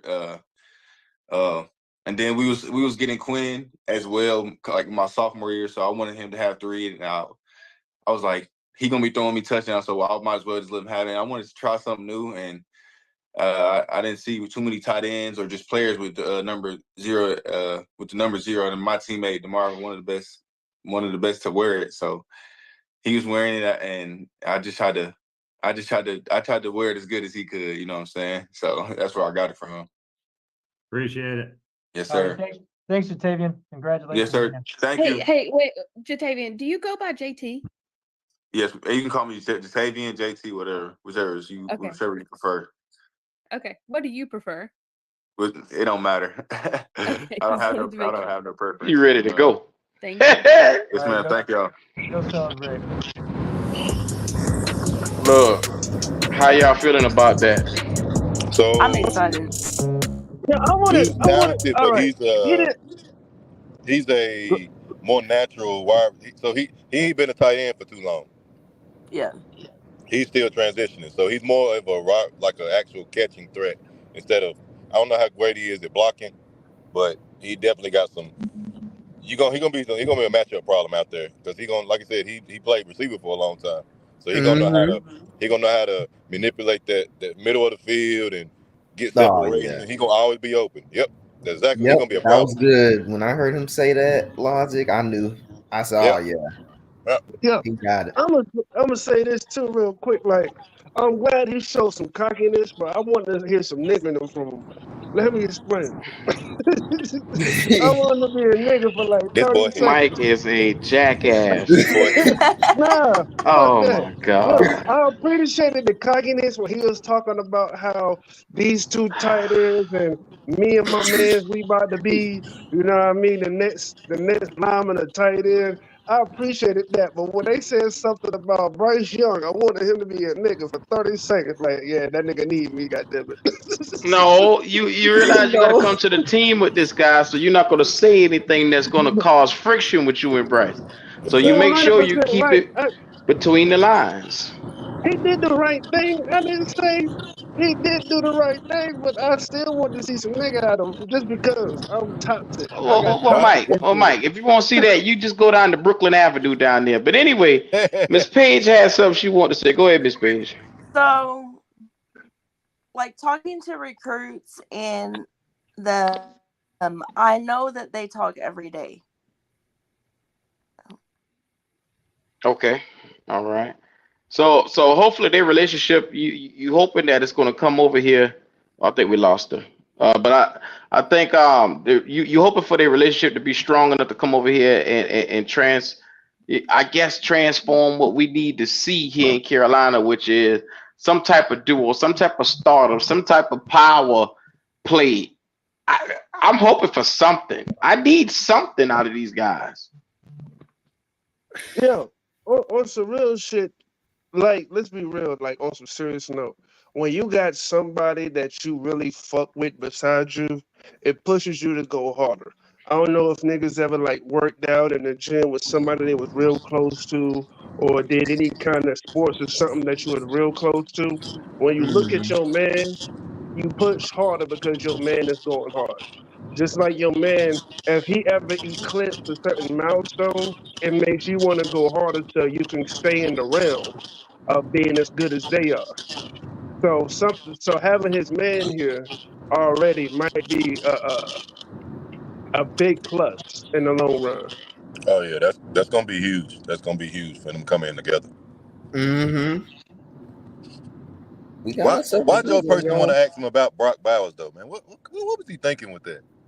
Oh, that's the part. My fault. It wasn't Bryce Young. When they said the shit about Brock Bowers, I want him to be a nigga again. I want him to be like, yeah, Brock Bowers is that guy, but nigga, so am I. Come out there. Brock Bowers was phenomenal. He's ahead of you guys. How do you feel about that? What the kind of question is that? It's a fucked up question. You know what I mean? It's kind of that right there, man. it's retarded to ask somebody that shit like that. You're like, yo, you know what I mean? He got, especially when the nigga got picked in the first fucking round. Mm-hmm. You know what I mean? This nigga didn't make it past pick number 20. I think the nigga got picked like number 15 or some shit. 17, somewhere around there. You feel me? Like, so when a nigga get picked that far ahead of you, you gonna feel annoyed.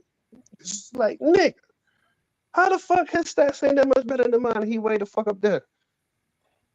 So I think the nigga gonna have a chip on the shoulder. I would. That's just me. Like, nigga, shit. Hey, yo, Q. This definitely tells me that everybody in that tight room is, well, not everybody, but some pink slips about to be put in these lockers real soon. Real soon. You ain't lying, nigga, because they just had Chuba Hubbard on the motherfucking press conference, and I know that nigga probably packing his shit right now. That nigga like, I can't believe Miles Sanders should be packing Miles his junk. Sanders is gonna get traded. Watch. Yeah, Watch. Miles Sanders getting he done. Watch. Be real with you, I think they both gone. Because let's be real, Chuba Hubbard's on his contract here, so I'm not saying they're gonna trade Chuba Hubbard, but he know it's only a moment of time, a matter of time before he's gone. And then Miles Sanders, that nigga definitely need to have been treated yesterday. Good Lord, look at them ham locks. I don't know, man. They might find a way after this year to get rid of Miles Sanders and just cut their losses. I mean, we see them did it this year. They not getting rid of both of them running backs because you're not going into the season with. No, I'm not talking about getting rid of them, both of them. I'm not talking about getting rid. I'm talking about Miles Sanders. They might just keep Chuba and just say they'll cut their losses. They might. Miles if he don't have a good year. But yeah, one of them cats is definitely gonna still be in the building. They're gonna slow walk Brooks. They're gonna slow walk Brooks. They probably gonna trade Miles Sanders, And then once the season over, Chuba's no longer on the contract, so it's Jonathan Brooks' running back room. And whoever they get will be a complimentary piece to Jonathan Brooks.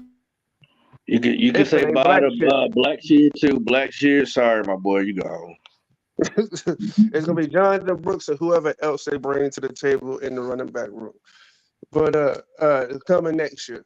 And that's one thing, like right now there's two players that's right now nervous as a motherfucker. Miles Sanders and Jonathan Mingo. them niggas nervous as shit. Like, I don't know what we gonna do.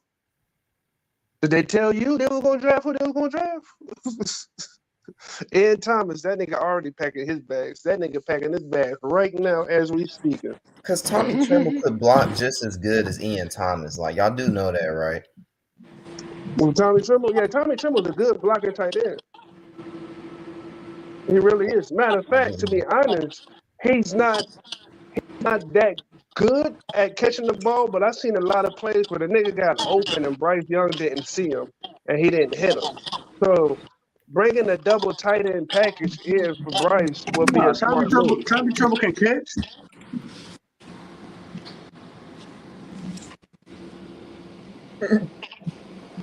You said he what? I said Tommy Tremble can catch. I know, that's what I was saying. I said he's not like a top tier. I said there was a lot of times Bryce Young missed a nigga and the nigga was wide open. So they should bring in a double tight end package for Tommy Tremble and Sanders. And I think that'll be smart for Bryce. Well, let me ask you this, Mike.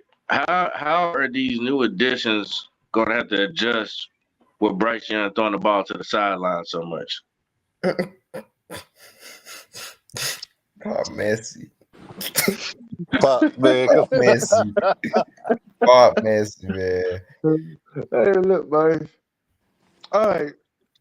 The nigga's not him. We know that. But what I do say is there's certain packages and formations that he seemed very comfortable with. Like if you put 3 men on one side and you have one run in the middle, some reason he gets comfortable with that.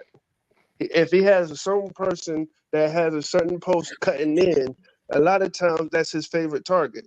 I don't know why that's the case, but that's the case. So if you got 2 tight ends, one cutting in, one cutting out, and then you have your you got your 2 wide receivers going to the sideline to sideline, nigga hit somebody. I don't know. What the fuck you want me to say? The nigga garbage right now. Hopefully he evolves to be something better. But God damn it, I'm trying to imagine a world where next year we don't have to draft a quarterback. We could draft a defensive end. And it's a long shot because right now it looks like we're going to have to get a quarterback because with all of this that he's getting, if he don't succeed, then God damn it, there's nothing to talk about anymore. Yeah. There's definitely nothing to talk about. This nigga has been catered to in this draft. The nigga got Destiny Child singing to him. And Dan Morgan voice. Where we at on the picks on the draft right now? What pick are we at? 132. 131.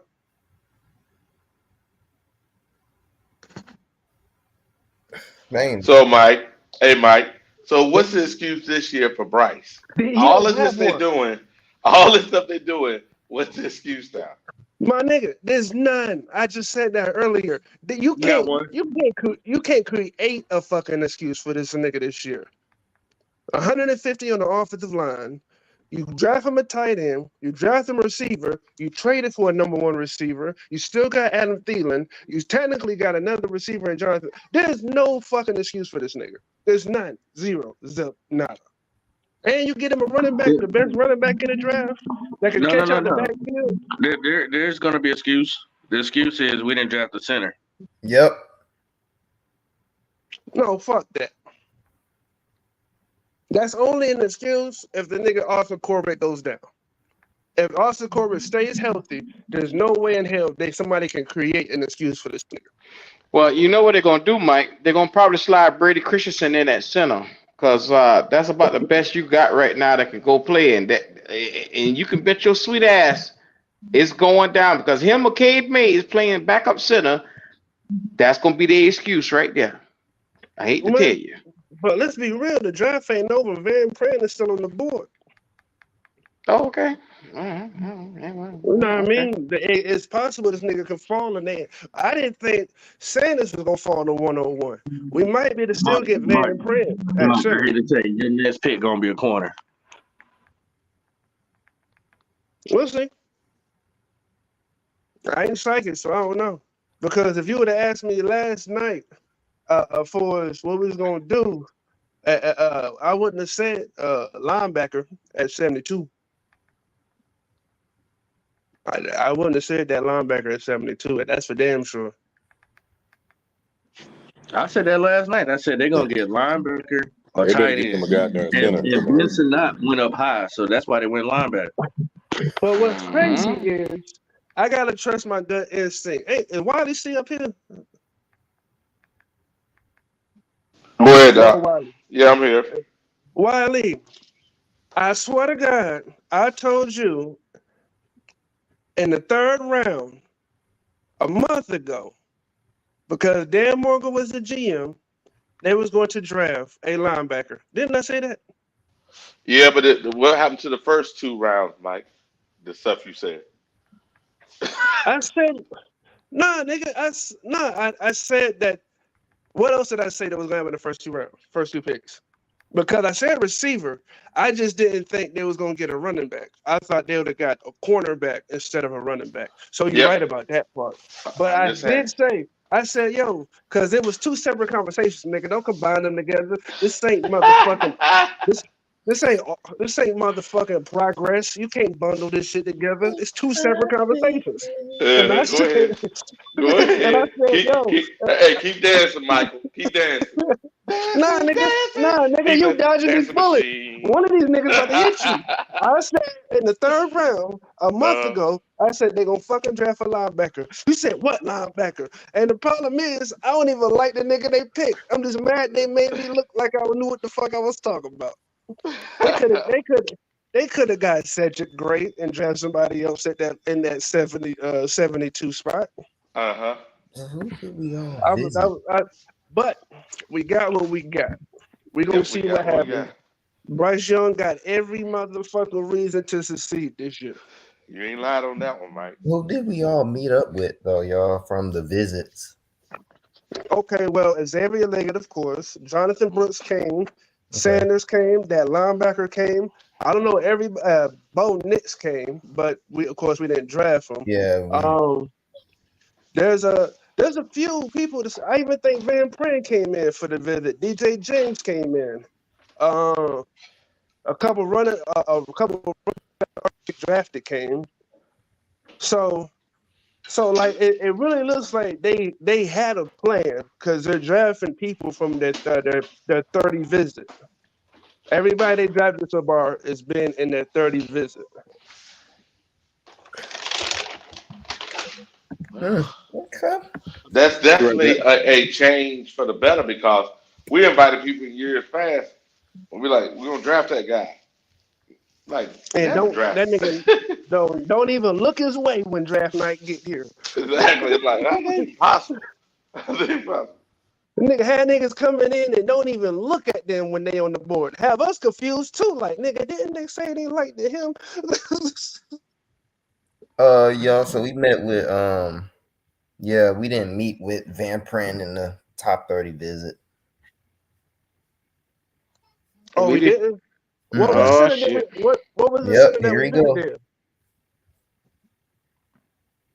We met with a tackle from TCU. I swear to God, there was a center also, bro. Maybe I'm wrong. I could be wrong. Yeah, we met with a bunch of tackles. Oh, shoot. They finna draft a tackle, man. Nigga, I ain't never hear somebody so mad. So, like, there was so much emotion in that comment. Well, we about to draft a tackle, man. Need a center just in case, though. No, I will. But Jalen, what's wrong with the tackle? Yeah, especially with Taylor Moton going out the door soon. Well, we got the guy that we supposed to develop last year, but maybe they don't. He's not their guy. Here we go with this shit here. Q, come on, man. Hey, look, whoever, look, stop doing that shit. Cut the shit off. Get off that shit. Cause the nigga Q been chilling ever since the Sanders pick. This nigga ain't had nothing negative to say since the Sanders pick. You see what I'm doing? I'm drinking my goddamn drink. Is what I'm doing. But Q, you never asked the question. Are you content with the draft?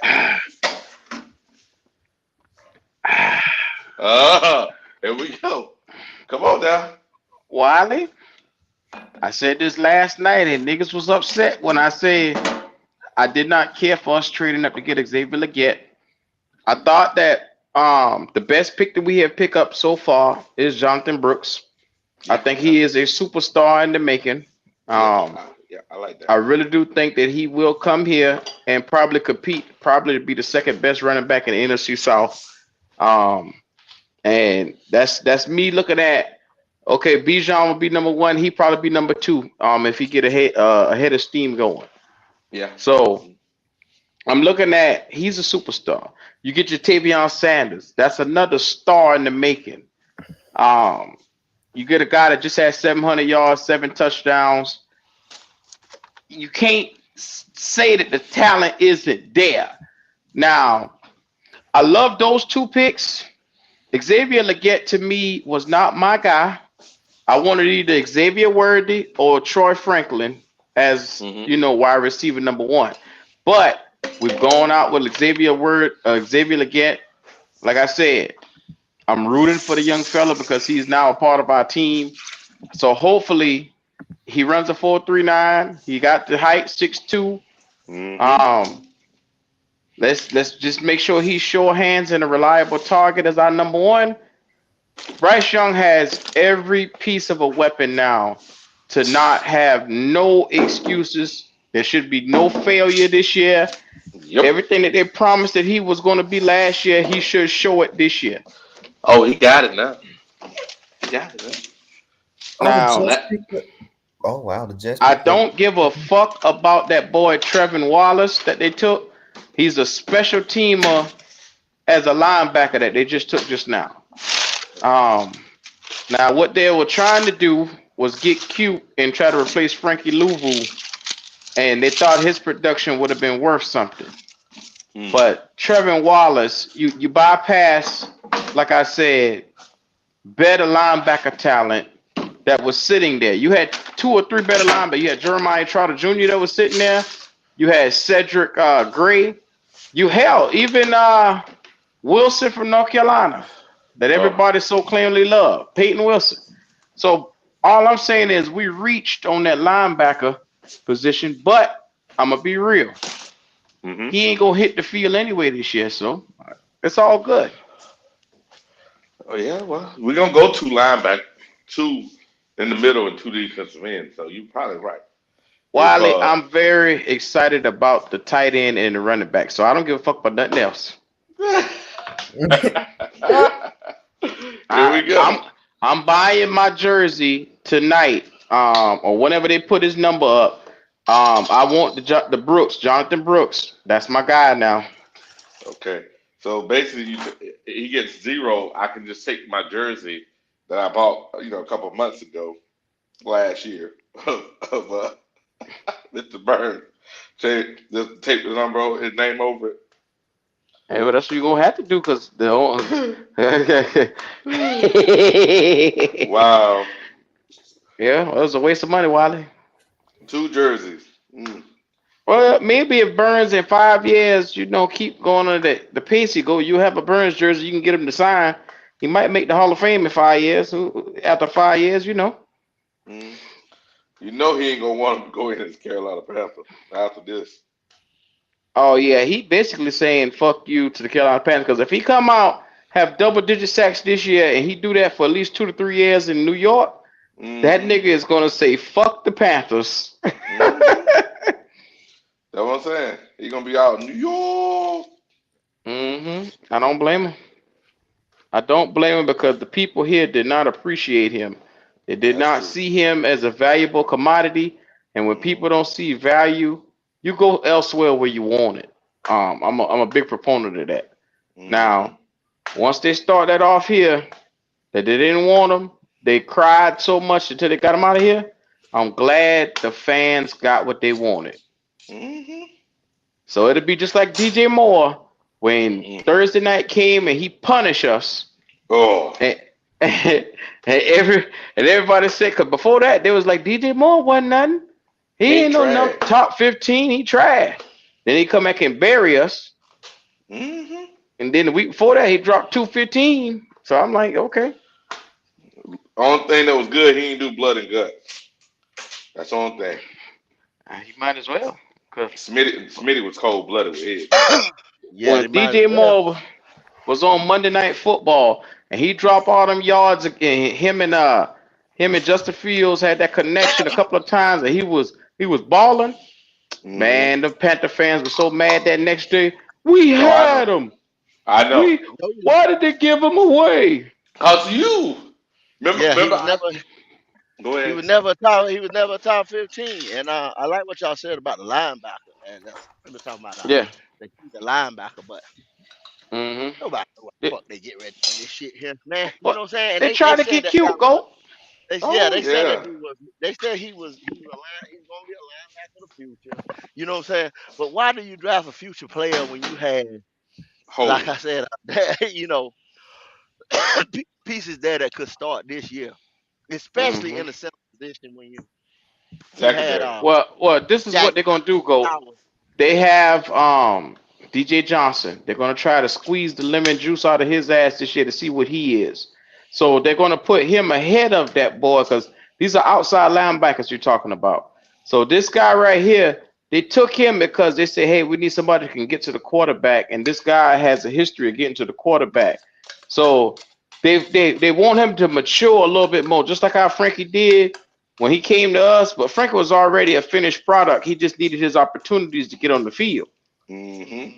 So they're hoping that this guy, because they're saying this guy need a lot of work. This Trevor Wallace guy, they're saying that he struggles at the point of attack. You know, sometimes he takes plays off. Sometimes he's a no-show. But they say he has some type of athleticism that's freakish, and they're building off. They got him based off his athleticism.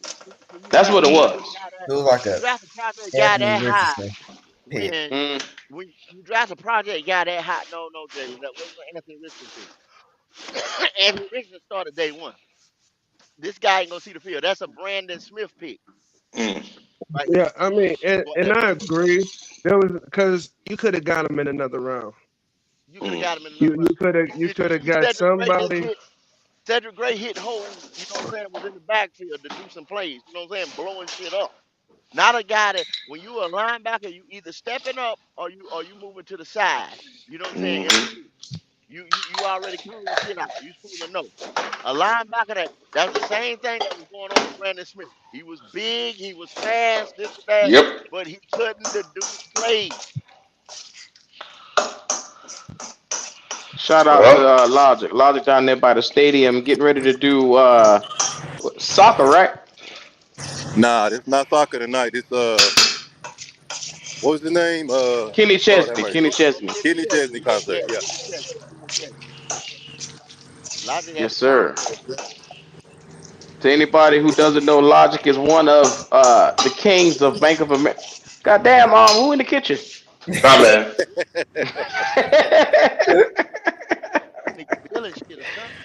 That bitch was over there cooking and scraping up the pot. Yeah, like I was saying, Logic is the king of Bank of America Stadium. So yeah, look, make sure y'all go over to his channel. Like I said, I put it in there earlier at Carolina Logic to see what he gonna be up to. Because we love the bank. We know it's always something extraordinary going on in the bank. And this guy right here is always at Bank of America Stadium. Yeah, y'all see Kenny Chesley? The Tempers brought music to Charlotte. See what I'm saying? Yeah.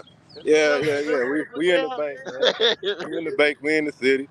Kenny Chesley tonight. It's gonna be a party. Wouldn't be no goddamn Kenny Chesley without the Tempers. Yeah, y'all got to thank the Teppers for that. Boy, y'all hell. Oh yeah. Teppers brought music to North Carolina. They didn't fuck Bank of America. They brought it to North Carolina. Everybody's been living in the dark. Today graced us. You know what the crazy thing? I'm gonna play this video in a minute. Did y'all see David Tepper walk up into the place and snatch the man hat off his head? Did y'all see that? What in the world? What is this? He snatching hats now? Snatch hat off the man's head, dog. What about the sign? So he's snatching hats and signs. He took the man had a Philadelphia hat on right there at the place because it said let the coach this year and let the GM draft. And he walked in there and snatched the man hat straight off his fucking head. I said, damn, Tepper, old gangster. Bad motherfucker. Boy, I got a bad ass on, boy. Yeah, that nigga. Yes, sir. That nigga. Yes, sir. So what you telling me? He went in the place. He snatched the sign out the window and took the hat off the man's head. I'm gonna play it right now for you to see. I'm gonna play it right now, y'all. Everybody, pay attention to the screen. David Tepper, that cat is out there. He's a gangster. Straight gangster. I'm gonna ride with Tepper. Fuck that shit. Fuck y'all. Get there. Watch this right here.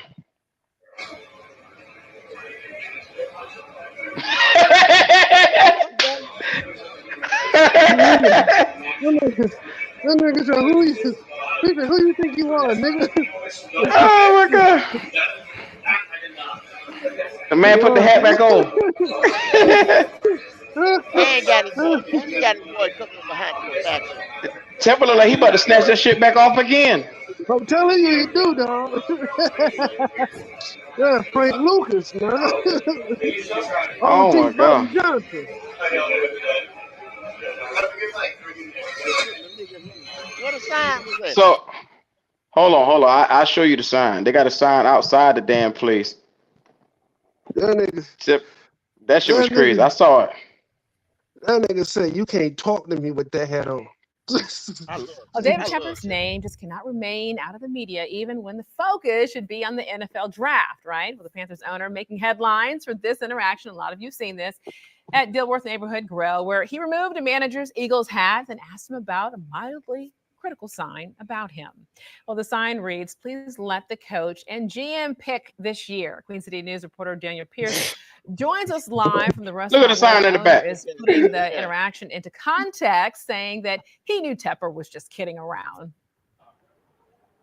Yeah, the owner did that. The manager involved, however, didn't know that it was David Tepper. He had heard David Tepper's name, but thought that this man that had walked in, removed his Eagles hat, was just another disgruntled customer. He even told me that, hey, if I was off work and this would have happened, he would have had a very different reaction. But again, this sign is what's at the center of all of this. Just 9 words, which have been the battle cry essentially for Panthers Nation this entire offseason. Let the coach and GM pick this year. Now, the owner of Dilworth Neighborhood Grill, Matt Wolfarth, told me that this right here is what he's known for, putting up humorous signs. And at the time, pointed signs outside the grill. He came up with this sign on Monday.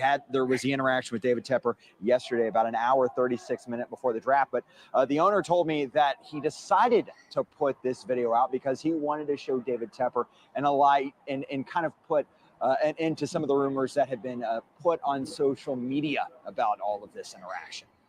Wow. Shows him in this a better light. This is crazy. When people start talking about ball caps getting ripped off and he was rude and making people cry or whatever, didn't happen, and you can judge for yourself. This is like, you know, it actually gives him, you know, a little foot to stand on. He was. It does. It does. Moment, it does. Away everything you know about him that you don't know really. That you respect heard this about gangster. him. Well, in a nutshell, after it hit social media, this man who owned the Neighborhood Grill, who's sitting down, wanted to clean that shit up. Because the last thing he wanted was a suit from David Tepper. Because David Tepper would have probably sued that motherfucker. You know what I'm saying? Respect David. So he had to make sure he put that shit out there like that. Because I ate at Dilworth Neighborhood Grill right there. And this smack dab in the middle of the city, right by the hospital and shit like that over there. So Like I said, they got some really good wings there. I'm surprised to even see Temple walk in that establishment.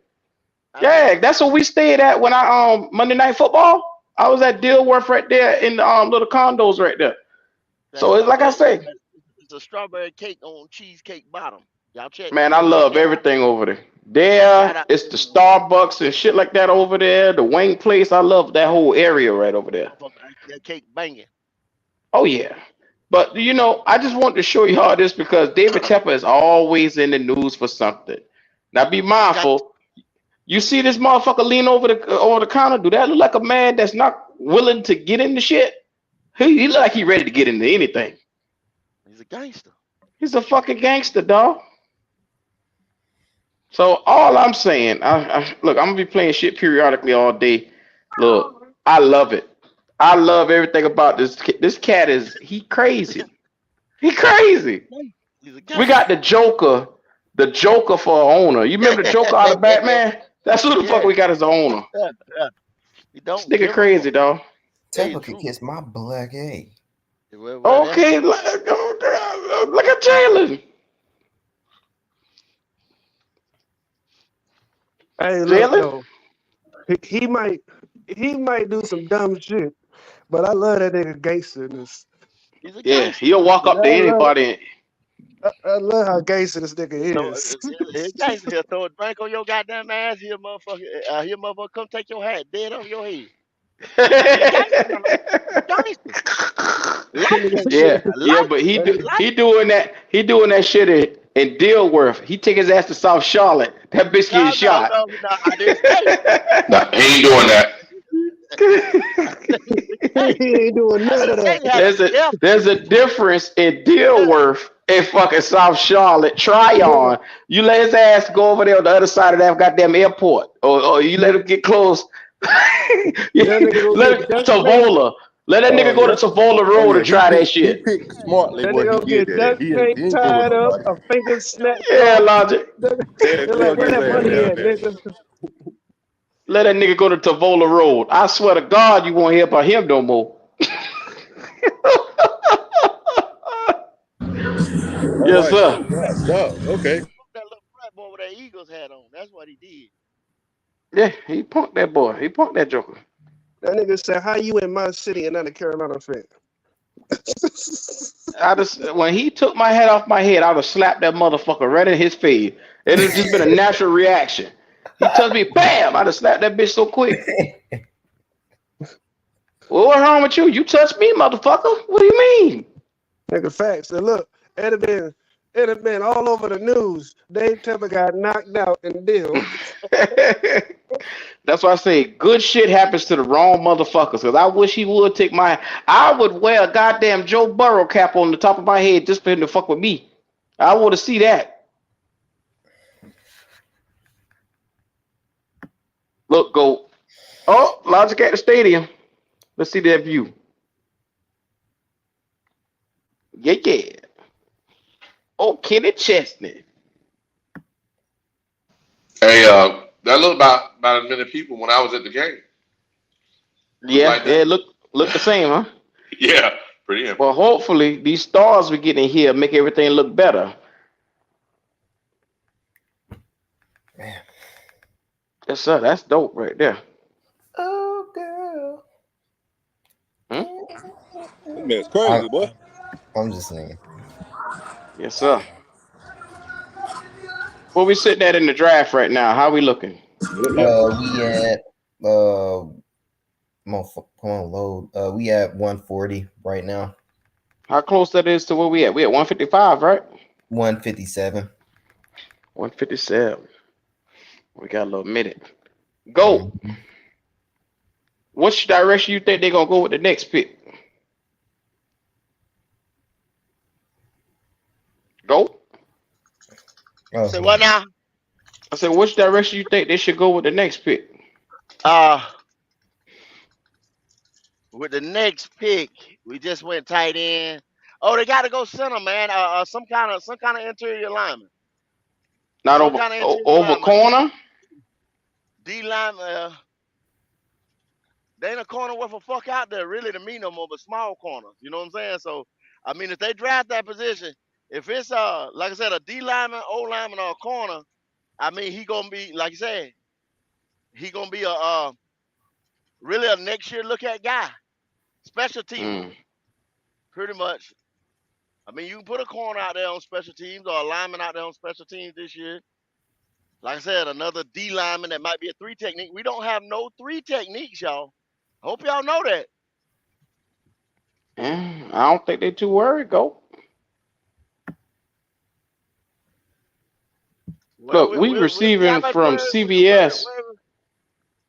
Check this out. From CBS. From CBS, we're receiving an A- grade for Jonathan Brooks. Oh my God. A- to give us a B+ for Xavier Legette. That's why I tell you the difference in Jonathan Brooks is big. The only pick I'm questionable about was that linebacker, Trevin Wallace. Now, he does have the features, but it's just, I don't even know if can he read an NFL offense is what I'm trying to say. The problem is there was impact players still on the board. Day one starters still on the board when they took that tight end. That was the problem. If you trying to do something with this team, because let's be real, the whole offseason, you showed that you're trying to put a team together that can start competing when the season starts. Because they got that kind of faith in Bryce. So if that's what you're doing, stick to that script. And when that pick came at 72, there was a lot of players that was still highly ranked in the draft that you could have got. That would have been, if you didn't get the linebacker, that would have been the perfect spot to get a defensive back to help in the backfield. Yes, sir. If they would have got that at 72 and then turned around and got Sanders at 101, I'd shut the fuck up. It'd have been shut the fuck up Central. I wouldn't have had a goddamn thing to say. Look, shout out to everybody in the chat as we get ready. Like I said, we keeping things going until the picks come through. Now I'm gonna do the Jonathan Brooks introductory press conference, and we'll get to everybody. We got Trevin Wallace coming and all that stuff. I ain't too interested in hearing what he got to say.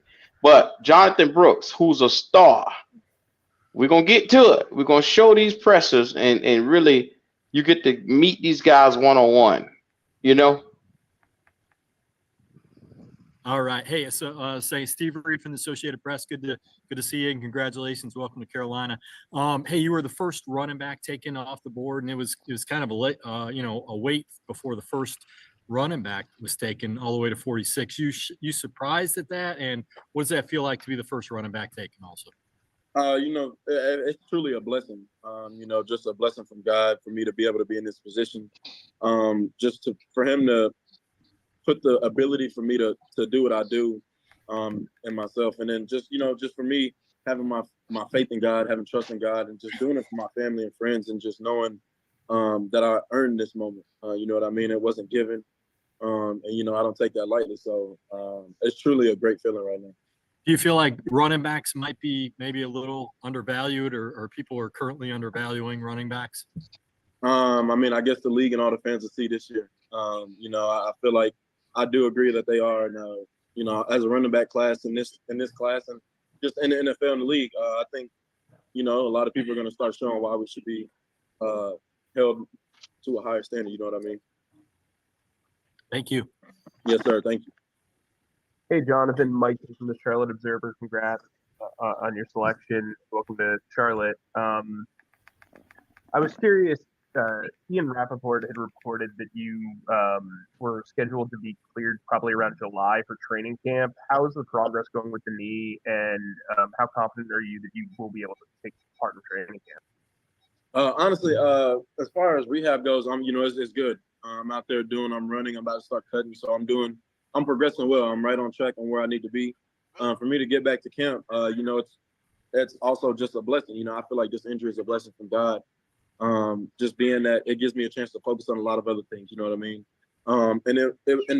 As bad as it is, it's the best case scenario. I just only tore my ACL, and it was a complete tear. So, it's it's great. I can't wait to get back out there, and can't wait to keep playing football.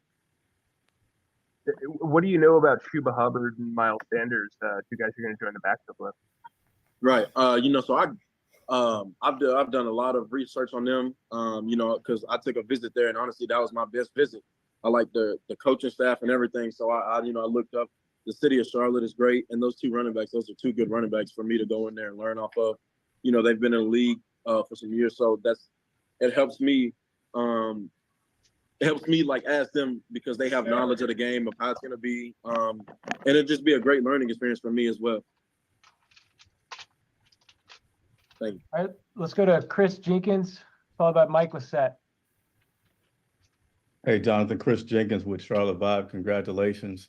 General Manager Dan Morgan talked about wanting players with that dog mentality. Are you able to hear me, by the way? Yes, sir. Okay, I didn't see you on the screen. He talked about wanting players with that dog mentality. Could you share what it means for you to have that dog mentality on the field?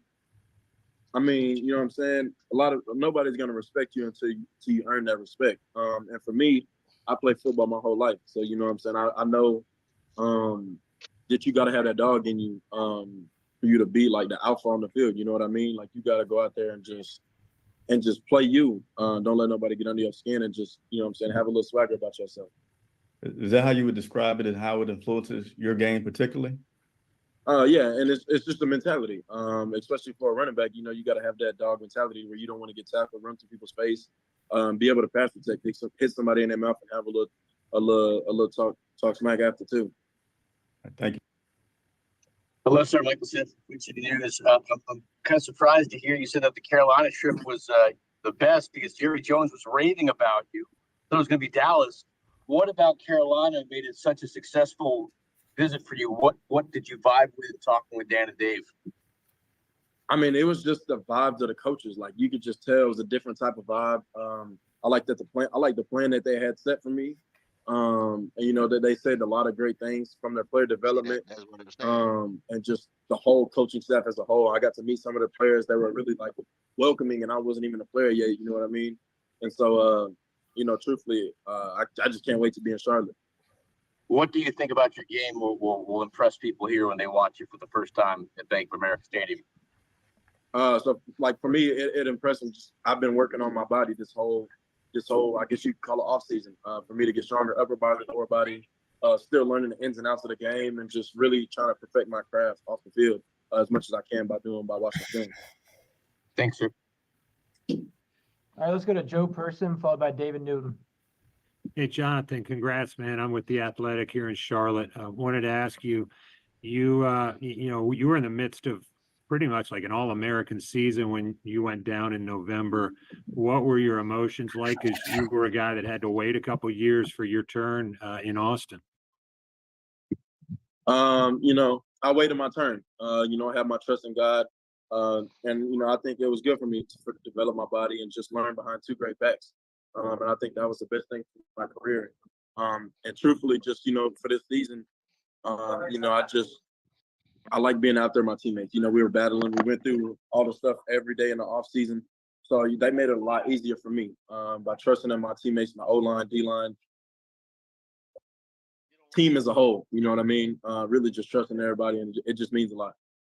How tough was that personally, when you got injured? And then I have one more for you. I'd say when I got injured, I'd be lying if I said my mind didn't go everywhere. I didn't know exactly what was going to happen instantly, but about a day or two after, my mind got right. I was praying to God, having long talks with God, talking to my agent, coaches. And honestly, like it's truly just a blessing for me to still be in this position with my knee. Just like I said, God had a bigger plan for me. And I trusted him. I continue to have my faith in him regardless of what circumstances I went through. And the last one for me, did you think the Cowboys were going to take you? I know it was their surgeon, I think, who did your surgery. Were you picking up that vibe? Their visit went good. Did I pick up that vibe? I don't really know. It was pretty cool, though, for me to take those visits and to get to know the coaches at every team I went to. But I'd say I'm just really happy to be in Charlotte. Hey, Jonathan, David Newton, ESPN.com. You're a very, very explosive player. How would you describe your style and what you bring to this team? So like I'm just elusive. I'm a back that's I'm not gonna be the fastest on the field, but I'm gonna make you miss. I'm not gonna go down on the first contact. And then for me, it's just like you said, being explosive, catching the ball in the backfield, being able to pass protect, really just, making myself a 3-down back. You know what I mean? Trying to stay on the field as much as I can and create the most value for myself. Yeah, I think you had like some crazy number of making guys miss before the injury. Anybody kind of model your game after? Or? I try to model my game. It kind of sounds biased with Bijan. Just being behind him for 2 years and seeing how much of a great athlete he is, and then seeing what he did at the next level. I try to perfect myself after him, just because he's, he makes people miss as fast. He can catch the ball. He can do a lot of things. And I also want to ask you, you said you're on track. Everything's where it needs to be on your rehab. So you're saying you will be ready, or you think you'll be ready for training camp? Man, the Bills got Van Pran. Okay, thank you. Just want to make clear. Thank you. All right, we got time for a few more. Let's go to hashtag Hurt, followed by Jack Taylor. Damn. With Mike Solarte. Hold on, let me stop this video. Hey, John. God damn. Congratulations. Hashtag Hurt with Carolina Blitz. That's it. Well, so what we're gonna do now with Van Pran off the list? Zach Zenta gone from Michigan. West Virginia's Frazier gone. There is no Slim Pickens, brother. Oh my God. Go to the cornerbacks now. You can go to you can get Bo Leamer. You can get Bo Leamer. He's a good center too. Something for Arkansas? Yeah. Zomansky, how you know about Bo Leamer? I just said it. There you go. Arkansas. You right. Yeah. I mean, but that you talk about a difference in talent. That's a major difference in talent. That is. But I get it, Q. Your talent But, jump. I mean, Your talent jump. that's all I can give you at the moment.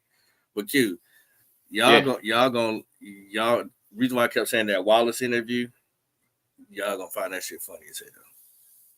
What's so funny about it? Oh, yeah, no, I'm not gonna spoil it. I'm gonna wait till y'all watch it. Or whenever you pull it up. I mean, he was a trash ass player, so I wasn't really gonna pull it up. But now you're telling me, so okay. Wallace is athletic though, man. I'll give him that. I hear you, Jalen. It's just the mindset. I don't know. Barno was athletic. Barno was athletic too. And I'm still waiting on him to be worth a damn. Yeah, when you But get damn, to the Morgan point picked of, Trevin though. when you get to the point of these players right now, it's like I say, it's position and positioning. So at this position of center now, it's like you just said, talent wise, when Van Pran coming off there, that was pretty much the last guy that I know we was looking at. And when I did the scouting reports and told y'all the 3 that we needed to take that could come in here, Van Pran was the reach guy that would have been the project. So after Van Pran, if he was our project that we was looking at, so everybody else ain't nothing project less.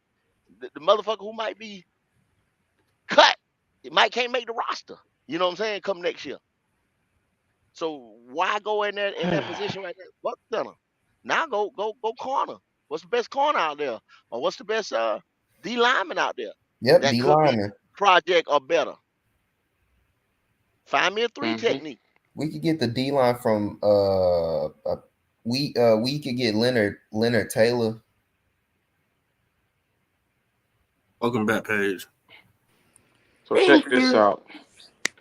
I'm gonna pull up the best available centers in this draft right now, because number 1, as you see right here, Jackson Powers was number 1. He went to the Raiders. Okay. Zach Frazier went to the Steelers. Hold on. Penn State University. Hold on, I'm trying to see who's the best. Center Van Pran just now went. Your next best guy, well, goddamn. He's from Penn State, I think. Hold on, I'm looking right now to see who the next best guy. Hunter Nozard, yeah. You're right, from Penn State, 6'3". But look at the difference in this guy and the talent. It is a big difference. It's definitely a big Big difference. difference. From So what Grand you're Prairie. That's going what I to told y'all. We did it. We just did a show Thursdays ago. So We just did what? the show. And if you miss on him, then beat Limmer from Arkansas is next, and What then you Tanner Bortolini. You got to praise Austin Corbett stays healthy. Yep. Or just like you said earlier, they're gonna try to throw Brady in there, or they'll try to throw Nash Jensen in there. Yeah, it'll be Nash. Nash should be the next swing man that they throw in there. You know what I'm saying? Hey, isn't Kate May? Wasn't he up center also? I don't think Cade Now plays. I Wiley, think Nash plays center. I don't think he plays that center. boy couldn't stay up on his back last year when he filled in that guard. How the fuck he gonna be decent at center? Yeah, they were getting they were getting Q, their I'm necks just. hurt. They was getting their thumbs hurt. They was getting. I mean, they were terrible. I'm not disagreeing. Both of them. I'm not disagreeing with you. All I'm saying is, you got what you got. So check this out right here. Look at the difference in the ratings between Jackson Powers Johnson and what. So he was rated at 87 overall. Zach Frazier was an 85. These are starting caliber guys. Anything over a 75. So you get Cedric Van Peren. Well, really anything at an 80. 82 is Hunter Norzar. So I guess they're saying if we take one of these guys, this is why they're not reaching on nobody. Apparently, I guess they say if we take one of these guys that's catered to our system, that's best at probably running the damn ball or a mixture of both. They're looking at look like we can go down. Probably you don't want to go past Dylan McMillan at North Carolina State at NC State because if you look. Oh, I forgot about Dylan McMillan. Yeah. Damn, not Dylan instead of going to Texas. We're gonna go to NC State. We're gonna get all the linemen from NC State now. Icky, other boy, and not Dylan. You know what I'm saying? So if you go Dylan, whole offensive line. Yeah. So they're gonna probably wait till about the 6th or the 7th round to pull one of these guards, whether it's Tanner Bortolini or Dylan McMillan.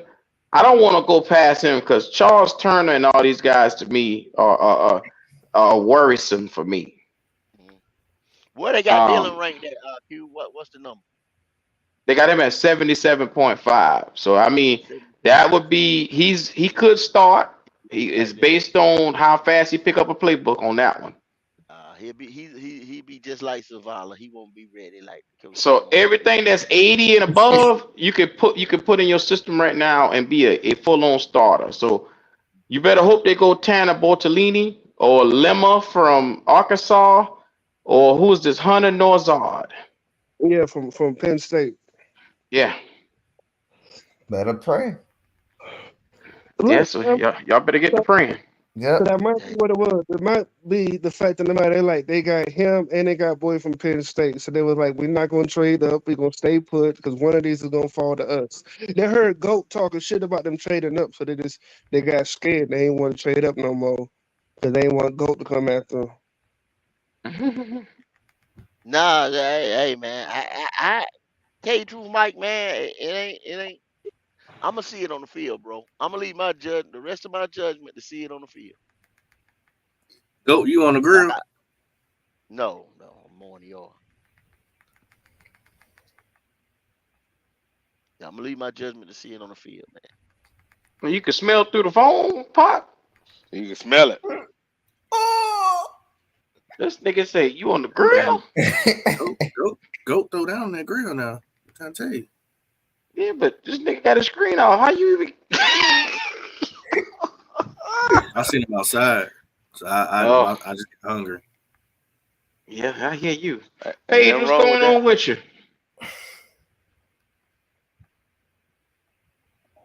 No, okay. Nothing. Yeah, you saw we did the Jonathan Brooks interview over here.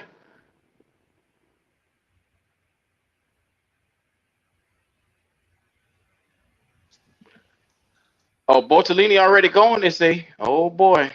What? Well, there we go. We missing out on all these guys. Yeah.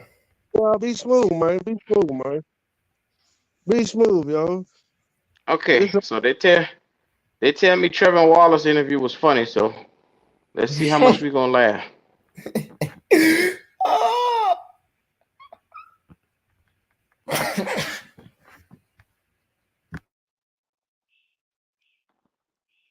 First off, Q, why is he sitting in like a secretary office or something?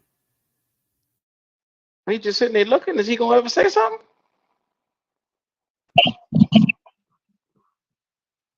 Exactly. What the hell going on here? He must be trying to get his audio right. I know they ain't start this man interview and they ain't tell him. Where did he They go? got him just. What you mean? He come to us. Yeah, they were late. They were behind. He They had said been waiting on him. go, nigga. Not he came to us. He was a fool. I wasn't watching. This Trevor Wallace right here. Oh, okay. Where did we pick him up at? Yeah. Around. That's the linebacker, dog. I ain't even going there. We got a fifth round linebacker in the third round. Okay. That's the linebacker. Yeah. I wasn't. Yeah. Like I said, I wasn't even on this dude, man. I don't know this dude. I don't know him. But look though, this is I who. wasn't on this dude. No, He but like this that. is, He like that I ain't nigga gonna that say a slipped lot of- into the barbecue, and you keep asking like, you know that nigga. Yeah, that's what I'm saying. no, but this is who Dan Morgan picked though. Say that again. Say that again. Our linebacker picked the linebacker, and look what he picked. I knew they said it was gonna be pretty much gonna be a project. Why am on your ass, nigga? I know that was trying to get me. I didn't even know who they picked. When they said who it was, I didn't even know who they picked. How the hell they were 2 minutes late to the damn interview? Maybe my laptop broke. He just talking. No, they were late. Q, they were late. Yeah, but he talking right now and ain't no sound coming out. This was bad, bro. Trevor Wallace, cause see nobody don't give Now, a fuck. motherfucker already don't care for him already, and then they did this shit.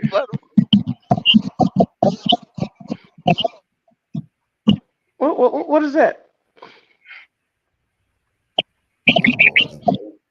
That's him talking. Oh, okay.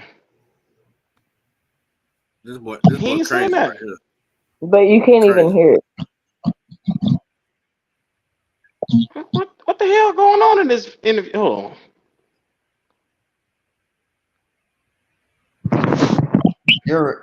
I think Maybe my laptop broke. Laptop muted. They need to get more people that do the sound. How the fuck my laptop broke and it was just playing a second ago? Hold on. Let me see. Oh no. Maybe. Let me see something.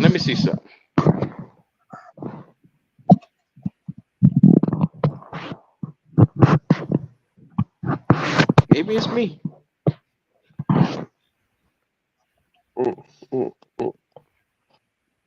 Yeah, it's me probably. Hold on. I don't know what happened. It's all good.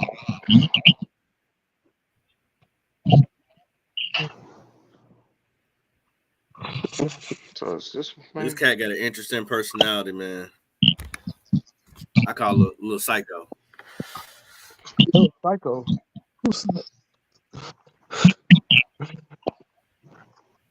Yeah. I like his personality. So that was working.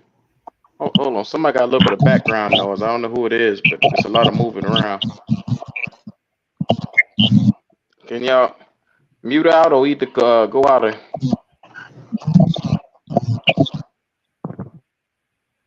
I think that's you, Paige. I think. Okay. Let's see what we got right here. Carolina Panthers. What the hell happened just now? So did he give a mute interview? Can he speak? Did y'all hear words out of his mouth? Yeah, we hear shit. Hold on. Let me see what's going on. Let's see if this working. How you doing? Okay, that worked. Let me go back to the Carolina because maybe I'm crazy.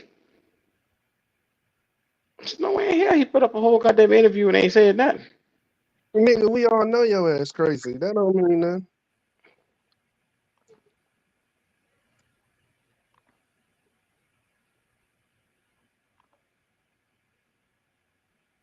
the hell? Hey, Trevin, congratulations on Oh. being drafted. Welcome to Carolina. I'm Mike Kay from the Charlotte Observer. I was just curious, how would you describe your game as a linebacker? I can say my game, I got a little swag to my game. So like I feel like with my game, like I said, swag is like I'm determined to get to the ball carrier, like no matter like what it is. If the play go on for like 12 seconds, I'm still gonna determine to get to the ball player. So I'm real determined as well too. Talking about that motor, where does that come from? We heard that you did a lot of track and field, but where do you think that motor and that energy comes from? I can say it came from, just growing up, how I grew up, and I had an early job. I started working when I was 16 at McDonald's. So, just getting up and going, having that motor, like, hey, every day I'm putting money in my pockets just to, get where I'm going, because my family didn't grow up on the wealthy side. So just trying to help that out. That nigga said he got a job at McDonald's. I'll try not to laugh now. I'm trying to keep that to Trevor, myself. Chris Jenkins with Charlotte Vibe. Welcome to the NFL in Carolina. Your general manager, also a former linebacker, he said he's one of the guys with that dog mentality. So just wanted to hear from you about what dog mentality means to you and how it influences your game. So dog mentality to me, it might sound crazy, but dog mentality to me is like, you don't care if you go in there and hurt somebody. It's part of the game. You go in there and hurt somebody and you be like, hey, like I did this, like, and I'm gonna do it again. That's what dog mentality is. You don't go in there and being soft. You go in there like, hey, I'm gonna hurt you every play. I don't want you to be scared of me. Okay, appreciate it. Let's go to Joe Person, followed by Mike Lissette. Hey, Trevin, man, congrats. I'm with The Athletic here, and I got to hear more about that McDonald's job, man. What was your shift and what were your responsibilities? Come on, man. Don't ask that man about When I worked there, McDonald's. my mother was a general manager, so I did everything from cashier to window to the table to the grill. So like it be days where like high school games, we get up at 11 o'clock.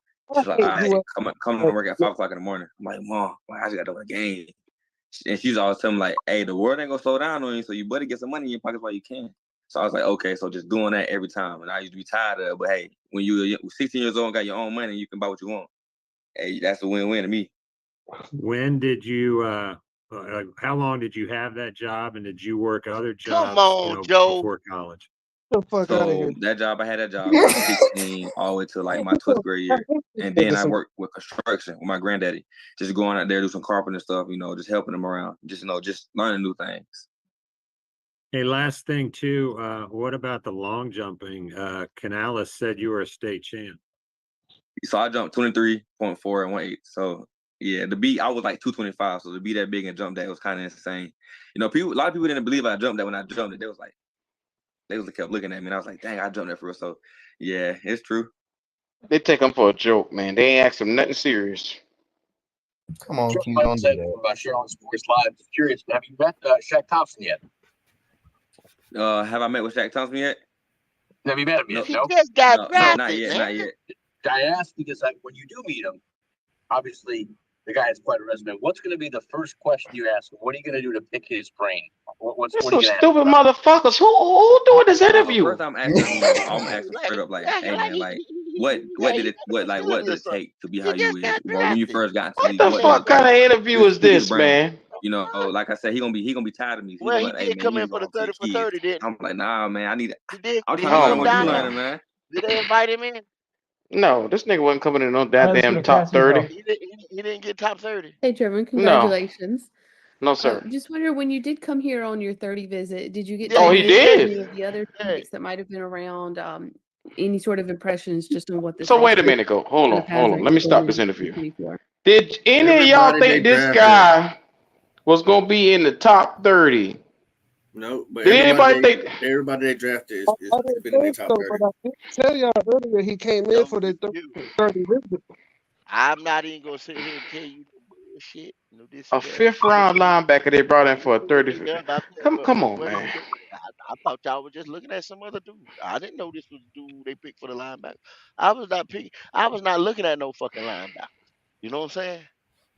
I mean, I was looking at linebackers, but I wasn't looking at this nigga. I was looking at because Cedric Gray and shit like that. You know what I mean? I wasn't looking Cedric at this Gray or nigga. somebody like that, because Cedric Gray just went in the 4th round. And what did I say? I said you had to get 33 you had to get 39 and 65. That would have been the talent. That'd have been the talent. That'd have been the talent we should have been shooting for on a 2-15 team. Those But were you the know what? positions.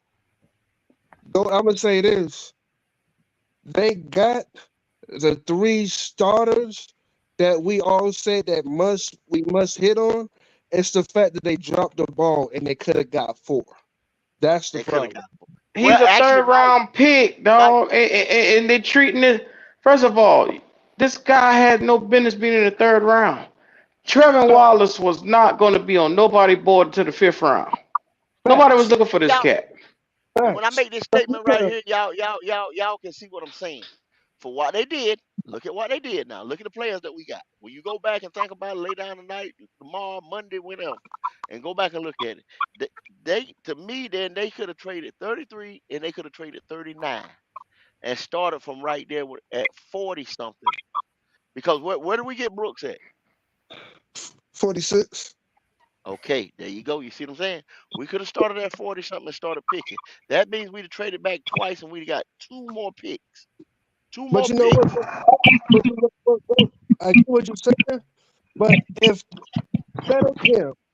they got the best defensive back off the board, we would. Boy, Eichenberg is gone. Lord have mercy. We wouldn't be saying nothing if they would have made sure they got the best defensive back off the board at 72, and then turn around and we be in the same position where we're at today. We would have nowhere near as many complaints. The biggest complaint in this whole draft, because everybody's asking, who is this number? But Mike, you could have come off with the receiver, the running back, the tight end. You could have got the center, the D lineman, and the cornerback if you'd have got another pick. Now I like the future pick, and I'm cool with it. Like I came in and told y'all, I'm good with getting our 2 back for next year. But you know what I'm saying? If you wanted to get 5 to 6 players out of this draft right here that's going to compete, legitimately going to compete this year, or are you looking for next year? That's the question. Are you trying to say you're going to compete next year? Are you saying that you're going to be fine with winning 4 to 5 games this year and try to say that we're going to win 8 to 9 next year? You see what I'm saying? So y'all better, like Logic told y'all to do, temper your expectations. So that's coming true? Is that coming true? Think about it. Think about it. They're telling us to go back, like just along say right there. Have y'all seen this man play? The man been playing people like Iowa and Eastern Kentucky. He wasn't playing nobody in the SEC like that. He had Clemson in the ACC. Come on, cuz. The level of playing talent, the levels of talent is nowhere next. He had a Florida game. Okay, yeah, he had a tackle or 2. Come on, cuz. This man did not jump off nobody's screen. Yeah, the level that Kentucky and Florida and teams like that in the SEC, Ole Miss and them, see, they're gonna play teams like ACC teams. They're gonna play Big East teams, Pac-12 teams, and then that way they can say we play the SEC team. No, you didn't play the Alabamas of the world. You didn't play the Georgias of the world. You know what I'm saying? Teams like that. But see, now they can say we play the SEC team that make Power 5 legitimate. And even a mid-major going to come up there and say we play the SEC team. That way, when time comes for selection Saturday and shit like that, now you got to actually take them serious. See, college ball that's why y'all got to watch Station 88 NCAA. We're gonna tell y'all, we're gonna teach just along ain't here a damn thing I say. I say when you're looking at Eastern Kentucky and some of them boys, yeah, like I said, SEC, the talent level he was playing against. That boy think we stupid. I swear to God, this boy think we stupid, bro. I told you people Kentucky's gonna have more out of conference games because they're gonna play the weaker teams in the SEC just alone. That's what I'm trying to tell you. So go look at their schedule, bro. Go look at their schedule. Kentucky is in the SEC, but they're not playing no goddamn body. Yeah. Come on, cuz. On top of that, to make it worse, I would have rather them roll the dice and get injury-prone Peyton Wilson, because at least I know he has the talent. No, the fuck you And didn't. No, roll you the didn't. dice No, on a nigga that probably is you never wanted gonna live up Cedric to that Garrett Gray, expectation. one of them other boys. No, you did. You didn't want Peyton. I mean, Peyton's Of good, but course, man, I would have Peyton, Cedric Gray. Peyton, Of course, Peyton I would have ain't got Cedric Gray. anything since high school, man. And I said this also. I'd rather have the best defensive back that was on the board. But if you're going to draft somebody at 70, at 72, and you're going to reach that motherfucker hard, instead of you reaching that hard, I'd rather you get somebody that can do the fucking job than get someone that cannot or most likely will not be able to perform to what you need. Don't get me wrong, I would take Cedric Gray over Peyton Wilson any day of the week because I know Peyton stays injured. Hell, Well, I would take Trotter out of the Clemson before I'd have took this dude. well, if we listen to people like Justin Long, he gonna be a goddamn all-world talent. So, well, I wait because like I said, he got all the answers when it comes to Trevor Wallace. So there it is right there. Trevor Wallace is gonna be Shaq Thompson 2.0. Might be But hold on, Q. Mhm. People say Shaq ain't good at all. I mean, Shaq average. I mean, but once again, he in the league for 9 years, going on 10, and so you got to make a living in the NFL somehow. You know what, Wiley? Out of the 9 years Shaq been here, the last 7 years he's been on a losing team. So yes, he could have a more of an impact if we were winning, or we had this team built better around him. He probably would be a lot better. You know what I'm saying? But Yeah, it would look because better. we just had a 3-man team for the last couple of years on defense. I mean, come on, with Brown, Burns, Louisville, and then him. That's all. Yeah, well, We didn't have a well-rounded team. They also have him playing out of position. He's a weak side linebacker trying to make him play middle linebacker. It's like, come on, man. Yeah. So I mean, he could have had more of an impact. So I mean, Trevor Wallace will come in and he'll get you 100 tackles according to Justin Long. Then Justin Long, how many games do they play in a season? Who put this shit up on my screen, man? Come on, man. 5 motherfucking games and they playing people. Come on. I told you, man. I'm not even going there with these boys today, man. I'm not even going there. I'm not. They must only play 5 games like that. Like they don't play Eastern Kentucky and all them boys, man. Come on. Akron. These motherfuckers play Akron. When the last time you see Akron anyway now? Now Akron. Mississippi State. Huh? Now look though. That man said, you said they didn't play these boys. And they did play these boys. They're in the SEC, but what I'm saying is you get about 4 games a year when you not the big boys of the SEC. You get about 4 games of the year where you playing the regular guys, and then you get the rest of your schedule gonna be soft. Yeah, he calling you out, Q. Don't take that shit, bro. Boy, fuck you and him. I'm not arguing with that nigga, man. Take that from him. Don't get mad at me. Don't say fuck me. You the one who said it. Well, like I said, I don't wear my nerve. That boy Justin Long, he on it today though. He on it today. You better pronounce every word right. You better say every number right with Justin Long, or he'll be on your ass. So whatever, however. With y'all, he told you what it was. Don't take that shit from him. I hear Every you, team schedule is like that. What the freak? Yeah. So I'll finish off the rest of this Trevor Wallace interview, and I turn this shit off. Y'all hear what that nigga said though? So when I went there, I went. Nah, what that? You hear what that nigga said? He said, "Nigga, it said I don't care if I hurt you, nigga. I'm gonna do it again." Who said that? He said it. Your man on the screen. Yeah, he said it. He said it. Yeah. Your man yeah. said, if I hurt you, nigga, I'm gonna do it again. Yeah. Yeah, Look, this it sound like a stupid motherfucker to me. They gonna give us the penalties. Is what it sound like. Come on, nah, look, Q. Don't be I like kind of like that, that bro. mentality though. Look, I know the nigga play on the field may not be that good, but I do love that mentality. Like nigga, Yeah. fuck you. Boy, y'all hell. Yeah, man. Shout out to everybody in the chat, man. Yes, sir. All love, just the love, just the love. I know I just gotta make sure I say the right things. Or if I say the wrong pronunciation, you a crazy motherfucker. Derek Brown, and just getting to know him because I was like, he from the country, so he like to do all that stuff. So that I can say like we just talk. I said, hey, you from the country? He was like, yeah, I do all this. I was like, shoot, like, hey man, like that's someone I can like chill with. And, having that play in front of you, like, come on now. Then Adam Thielen was there too, like just chilling and talking because we're doing like a little golf simulator. And they was treating me how to golf because I can say I'm from the South. We don't do golf. We go hunting. And I was like, just trying to get used to doing all that golf and stuff. So yeah, I met These a lot of them, country and it was boys good be meeting them. picking. So I'm gonna assume you're from the country too then. Yeah, dirty What country.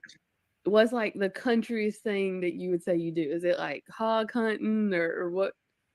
So What is I've been hog hunting. Yeah, I go hog hunting a lot. Mud bogging. Sometimes like what we do is if it rains, we go just have fun playing in the mud. Roll around in it. I'll be damned. Great, thank you. They treating this bitch like a country bumpkin is what they doing.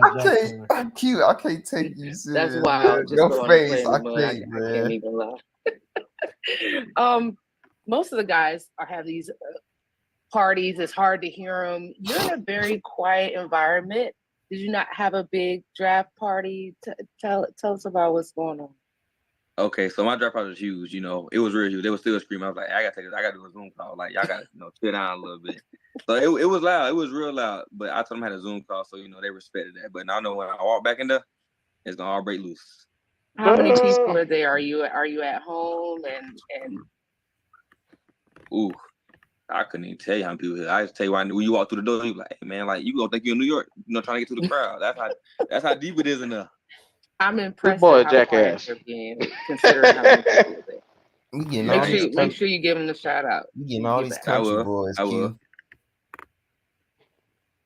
Trevin Jack Lord have Taylor's mercy. WCCB Charlotte. Congrats on getting picked up by the Panthers and welcome to Charlotte.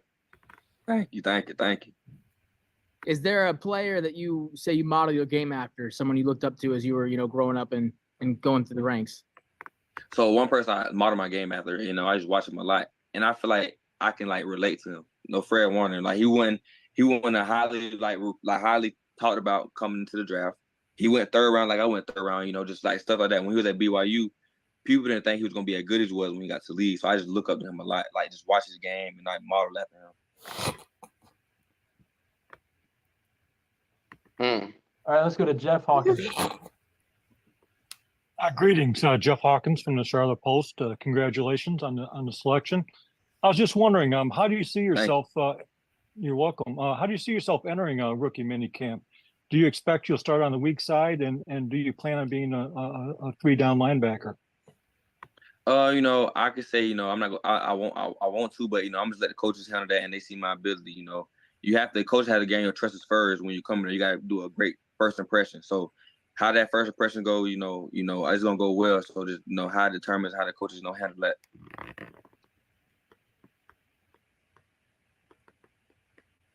All right, let's go back to Chris Jenkins, followed by David Newton. Hey, Trevin, I was just curious. A lot of guys, when they come into the NFL, there's some motivation behind their success, or sometimes it's referred to as a chip on their shoulder. I don't know if you have any of those, even a story tied to it behind your motivation for your success as a player. So I can say I have a chip on my shoulder, and as well, I have a family of my own. I got 2 beautiful girls. So just coming in 20 years old with that is a lot. You have a mouth, 2 mouths to feed. So you come home and that's who you feed us. So that's my motivation. Every time I come home, I look at them like this is who I'm doing it for. These are my baby girls. This is who I'm providing for. So that's my motivation right there. He remind me of my Uncle Terry. You don't mind That's how what old he are they? remind me of. Well, my first one, she's 1 year old. Her name is Eleni. And then I have a Jalen, don't set it up for me to talk about your Uncle Tom. Tell what his name is. Terry. Uncle Terry. See, Q, you almost did it, Q. Hey, You was wrong for that, Q. I Wrong, think Q. I think Dan Morgan getting dog mentality I think he's getting that confused with country guys. You know what I'm saying? Yeah. I think he's getting I the already, dog mentality. I ain't seen this boy play yet, and I already know he about to do some stupid shit this year. Yeah, I know he is. Hey, I know he is. I was just but gonna say. you I know didn't what want to though? say that. Hey, but he said, Hey, yeah, hey, that'll be the he's dumb motherfucker right there. That come on, goat. Come on, Goat. Hey, goat. But hey, he said something good though. No, He said Fred Warner. Now, is Fred Warner a football player? Man, Wally, I about to almost slap the Fred Warner out your goddamn lips. Don't you dare put all pro Fred Warner in the same goddamn sentence with this guy. Come on now, stop it. See, me and him got to get together. See, he talking about Mudbonger. You see what I'm saying? Y'all go to Mud Ink Outlaw TV, man. Y'all want to see me and what up, one name? Trevor Wallace.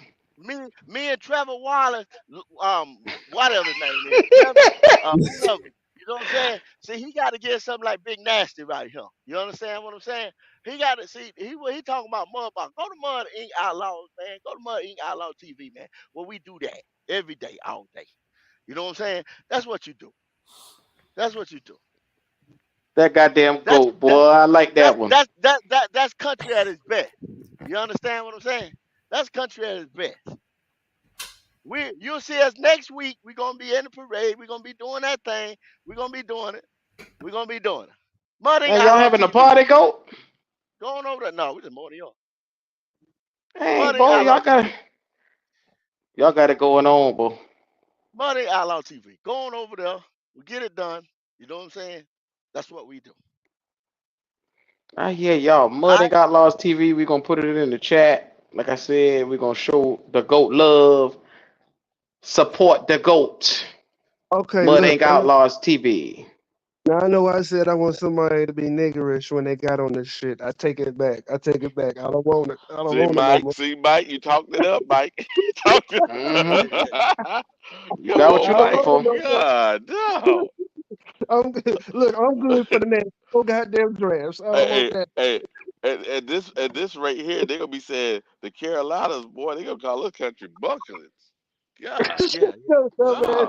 yeah. They think we stupid already, so. Hey, look though. Look, I'm not gonna judge the man because I do feel like the pick was a reach. What I need to do is I need to do some research on him. I know nothing about him at all. I'm not about to come up here and gas you guys up and talk about his potential, what he can do. I'm gonna need y'all to stay tuned. Let me do some research and let me actually dissect this player. Because hopefully, if I call him a dummy, maybe that'll bounce off and he'll come out and be the best thing smoking this year. So maybe I should call him a dummy. Yeah, your track record is pretty good at that. Keep doing that. Yeah. Why do you call him a dummy too now? Hold on now. Y'all hell, boy. I swear to God, y'all hell. You know how it go, driver. Hey, Q, I can't be by myself. Come on now. Black cat.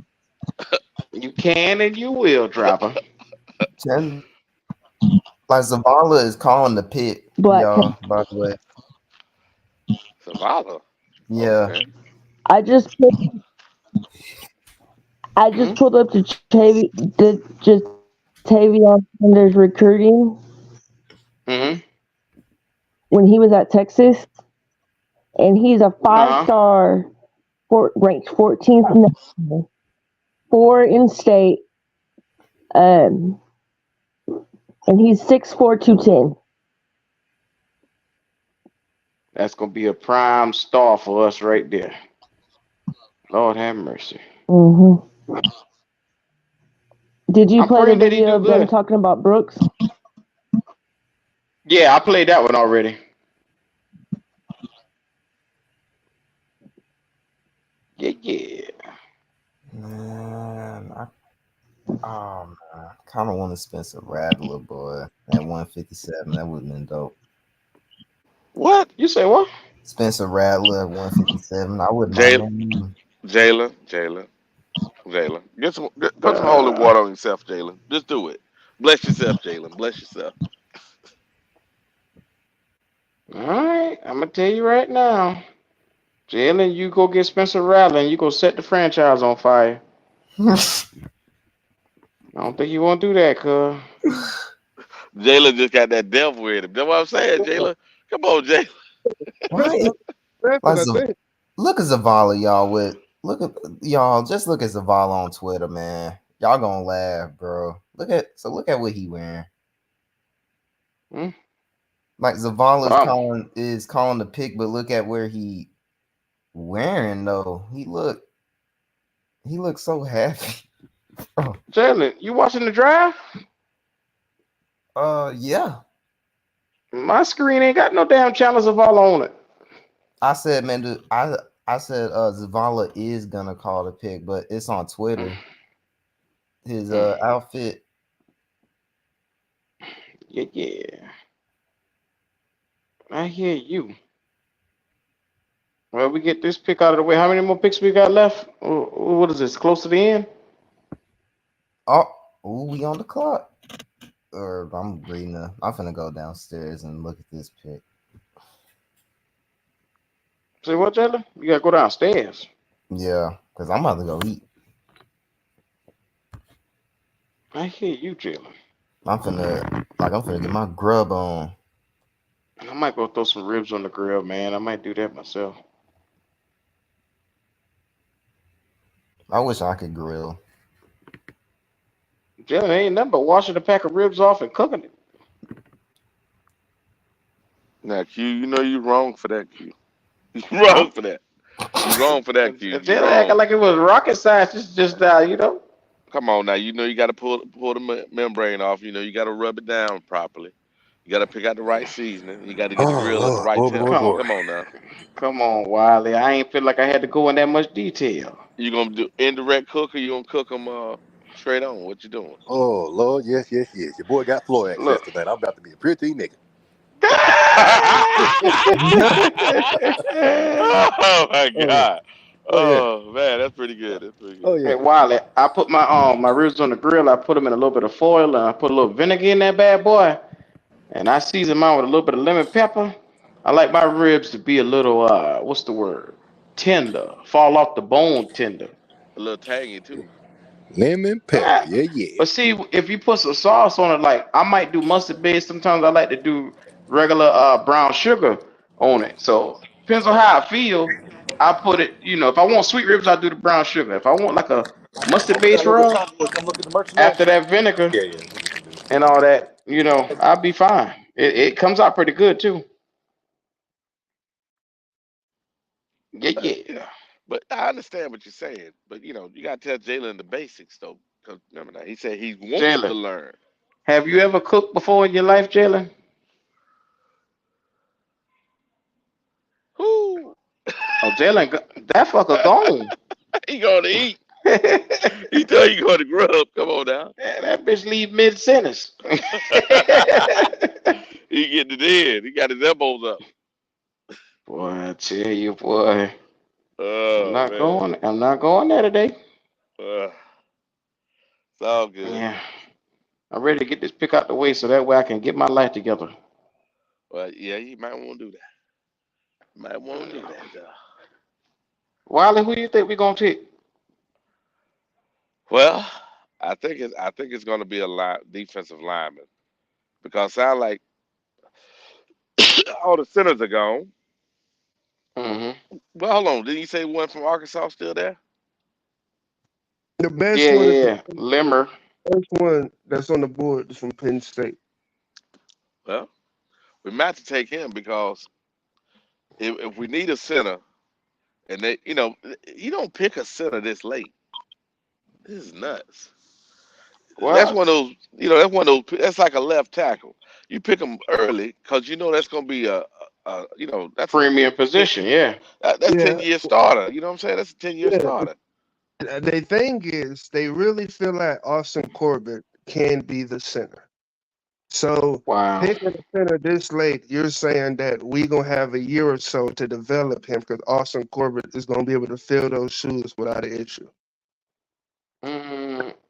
But see, what that's being is very naive in thinking that this guy who had an MCL and an ACL on the same leg is going to hold up for an entire season when he just went back down after coming back last season. They hoping he had Thomas Davis. They hoping he can get hurt and come ticking. Come on, That's now. a lot of wishing. I know you didn't say that, Mike. Mike, you didn't do that, Mike. I'm not saying it's going to happen.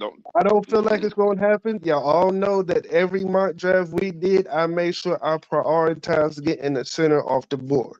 That's one of the biggest things that I have, problems I have with this draft, is they didn't make sure they secured a center and got a linebacker that nobody and they mama know. Those are my biggest issues Mike, with this draft. If you're building a team, everybody know you build between the trenches. You want to start off first thing. Hey, you get your offensive line right and you get your defensive line right. We got question marks on both sides of the football still, and we almost in the 5th round, somewhere right there now, 5th, 6th round, where we at right now. You should not be because after we got receiver, and after we got that receiver, we should have came right back. Like I said, got the offensive lineman. Then take your time and get the skill position players that you saw fit to get. Facts, because I don't give a fuck what anybody say. If I was the GM at 33, I would have got Powers off top. I wouldn't have gave a damn about a receiver. Y'all you wouldn't have been able to convince me to get a damn receiver with Powers right there and Xavier Leggett, Adonai Mitchell sitting right there. Also, I would have took the chance of letting me go ahead and get my fucking center, and then I would have went and got a receiver. I mean, but what scared these motherfuckers was that Xavier Worthy. They had him at the top of the list, and that scared them, spooked them to where they start moving up. Make sure we get the guys that we wanted. And but even then, even after they got Xavier Leggett at 39 and actually at 46, Powers was still there. But let's not act like we did that Xavier Leggett wasn't on their list, because he definitely was on there. That was mentioned way before the draft even started. Okay. So even if they got Leggett at 39, Powers was sitting there. At 46, I think Powers was still sitting there. Or old boy from West Virginia was still sitting there. One of those was still there at 46. I wouldn't have got Jonathan Brooks. I would have got one of them running back. I would have got one of them centers. And then in the late round, I would have got Braylon Allen out of Wisconsin, and I would have lived and died by that. Because Braylon Allen didn't get off the board until 134. But they finessed themselves by moving up. They kind of, a little bit, in a sense, they kind of finessed themselves as well, too, doing all this moving up and then trade back bullshit, man. They could have did that later on. Right here, the only pick to me that makes sense is the center from Penn State. Anything besides that, I think you shoot yourself in the foot. Well, you might as well get the gun, because them boys don't give a damn about those center. Yep. There you go. Yeah, man. You know what though? What did they just do? What did they do? Did it come in yet? Not yet. I don't see anything. Yeah, because see, I was listening to what y'all saying, but and Mike, you're right about how they could have. Oh, that's who is It that? did just come in. It was Chad Wade, back Washington State. Oh, we went got a corner. How big that guy is? Yeah. Let me. Hold on. I'm looking right now. To be here at the Hippodrome Spring Festival and with Munich with 2,500 of our fans. We went corner. Playing here in Germany this year. Chandler Zavala in Germany. Wiley. Okay. With the 157th pick in the 2024 NFL Draft, the Carolina Panthers select Charles Smith Wade, defensive back, Washington State. Charles Smith Wade. Choice selected with the card being framed by I really wish they could have got Kool-Aid. Yeah, well, that's a big fence he had down there. We got our new Brian Burns, huh? Not much. Maybe it's getting to it a little fast. I mean, but at any rate, is that our first walk-up music pick? I don't know. Did the orangutan have any walk-up music? What happened? The orangutan had no music. Let's talk about this young man. His draft moment is finally hit. Yeah, good player. Outside corner. He also slide back, play some safety. You can move him around. Ironically, no picks during the year. Goes to Senior Bowl, has 2 interceptions in the game. He's got excellent burst as a blitzer. He is an absolute missile, as you see right here, against the run. He does not waste any time in attacking ball carriers and making plays. He's someone who can cover tight ends and overall brings a lot of good energy to the field. Similar to Jaden Hicks. She got a bad connection. He's got to mute her out because she got Paige got a bad connection. Well, she can't hear. Paige, I can't hear you. You in and out every word just about. All right, that was better. Okay, I'll be You back. gotta go out and come back in. You gotta go out and come back in. All right. Yeah, that's what that noise was. How big was the guy? They say we cover tight end, but how big is he? I was so busy trying to get that straight just now. I missed the measurables and all that. Hold on one big enough to second. pick up a hot. He big enough to pick up a hot cone. I'll be damned. Oh, Jesus. So wait, 5'9"? What? Yeah, about 5'9". Okay. Oh man, we got another Bryce. Oh boy. I wish they would have. I wish we could have got a better linebacker though. Oh boy, said he gonna be Fred Warner. Bro, listen, he gave me anxiety. Buddy gave me anxiety, bro. I was just dying for y'all to cut it off. I'm like, I don't want to insult the man, but damn, bro, like just don't let him talk, bro. Just don't let him speak at all. Nope. This ain't the one to put a mic in front of. Nope. Nah, you just shut up and play. That's what you just do. All right, Texas has a big dude named Christian Jones who y'all need to get. What he play? D tackle? He's a linebacker. Linebacker. Who's your team, buddy? Oh, she Texas Longhorns. Oh. Yeah, we done took a couple of their players already. Oh, so she a fan? Oh yeah. So now you're a fan you're a Carolina fan now? Yep. You don't like Houston or Dallas? Shit, no. Well, I'm gonna say like this. Nope. This is old boy measurables right here. 5'10", and yeah, it's quite interesting to see him. Hold on, let me get it back up. 5'10", and they got him out of a 7 out of a 70 at 5.86, 70 overall. So it's an average corner. He had a 4.5 where he ran in the 40.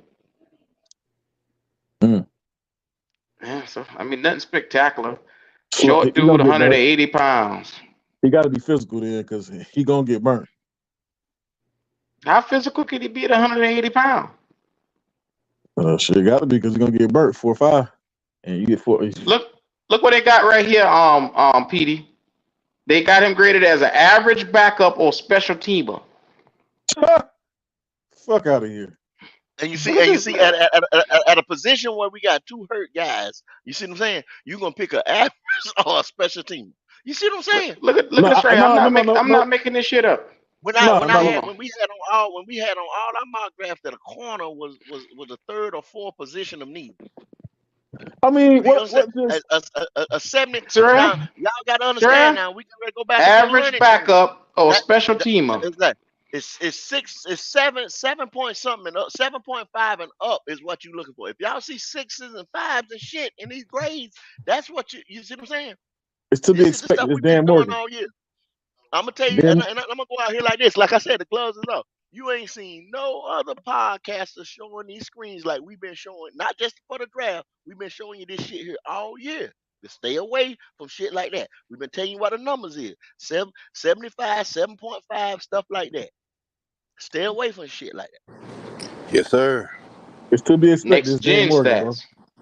Now be mindful. These are the next gen stats. These are how they grade these guys. If a motherfucker want to dispute these numbers right here, I don't know what to tell you, cuz. Straight off of NFL.com. Yeah, you can't dispute that. They'll say we made up our own numbers, is what they'll say. You right about that. Somebody gonna say our eyes were crooked or something. Well, I don't give a damn. The rest of these motherfuckers will jive. The rest of these motherfuckers will jive you by showing games, talking about they breaking down film and shit. They ain't doing them but showing old games. You know what I'm saying? Exactly. These are the numbers, my nigga. You understand what I'm saying? It's telling you, this guy right here, he probably won't make the roster come year 2. 2025, 2026. You know what I'm saying? Won't make the roster. Be like Jamie Roberts. Still waiting on him. You gonna respect my family. You gonna respect my family. Let me look up Trevin Wallace since everybody been hollering about Trevin Wallace earlier. Now let's see what his numbers say. Like I told y'all, come next year, come next year. If the boy don't, all this stuff right here, we said no more excuses. If he don't come looking like somebody 5.9, you see what I'm saying? Average backup or a special teamer is what they got him graded at. This from your GM that y'all say used to be a linebacker. We know it used to be a linebacker, but you know what I'm saying? That don't mean. And later on, he was a special teamer. Lord have mercy. Hey y'all, fellas, I gotta jump off, man. Get started. All right, getting ready. Hey man, have a good one out there. Hey, yeah, appreciate it, man. Enjoy y'all guys, man. Keep it going. Stay in here, like, comment, subscribe. It's Black Cat, baby. I'm out. This your boy Logic. Yes, sir. Make sure y'all sub up to Carolina Logic's channel. Carolina Logic 84. I put it in the chat earlier. I'll make sure I do it again before we get up out of here. But yeah, back to Trevin Wallace. This is the guy. You can look at some motherfuckers and tell, you know,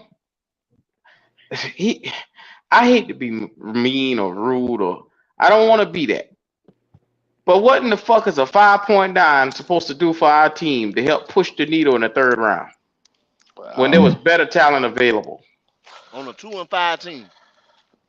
Well, we're saying, you know, that our GM that was a linebacker knows linebackers. That's all. He was also a special teamer. He was used for a special team. Lord have mercy.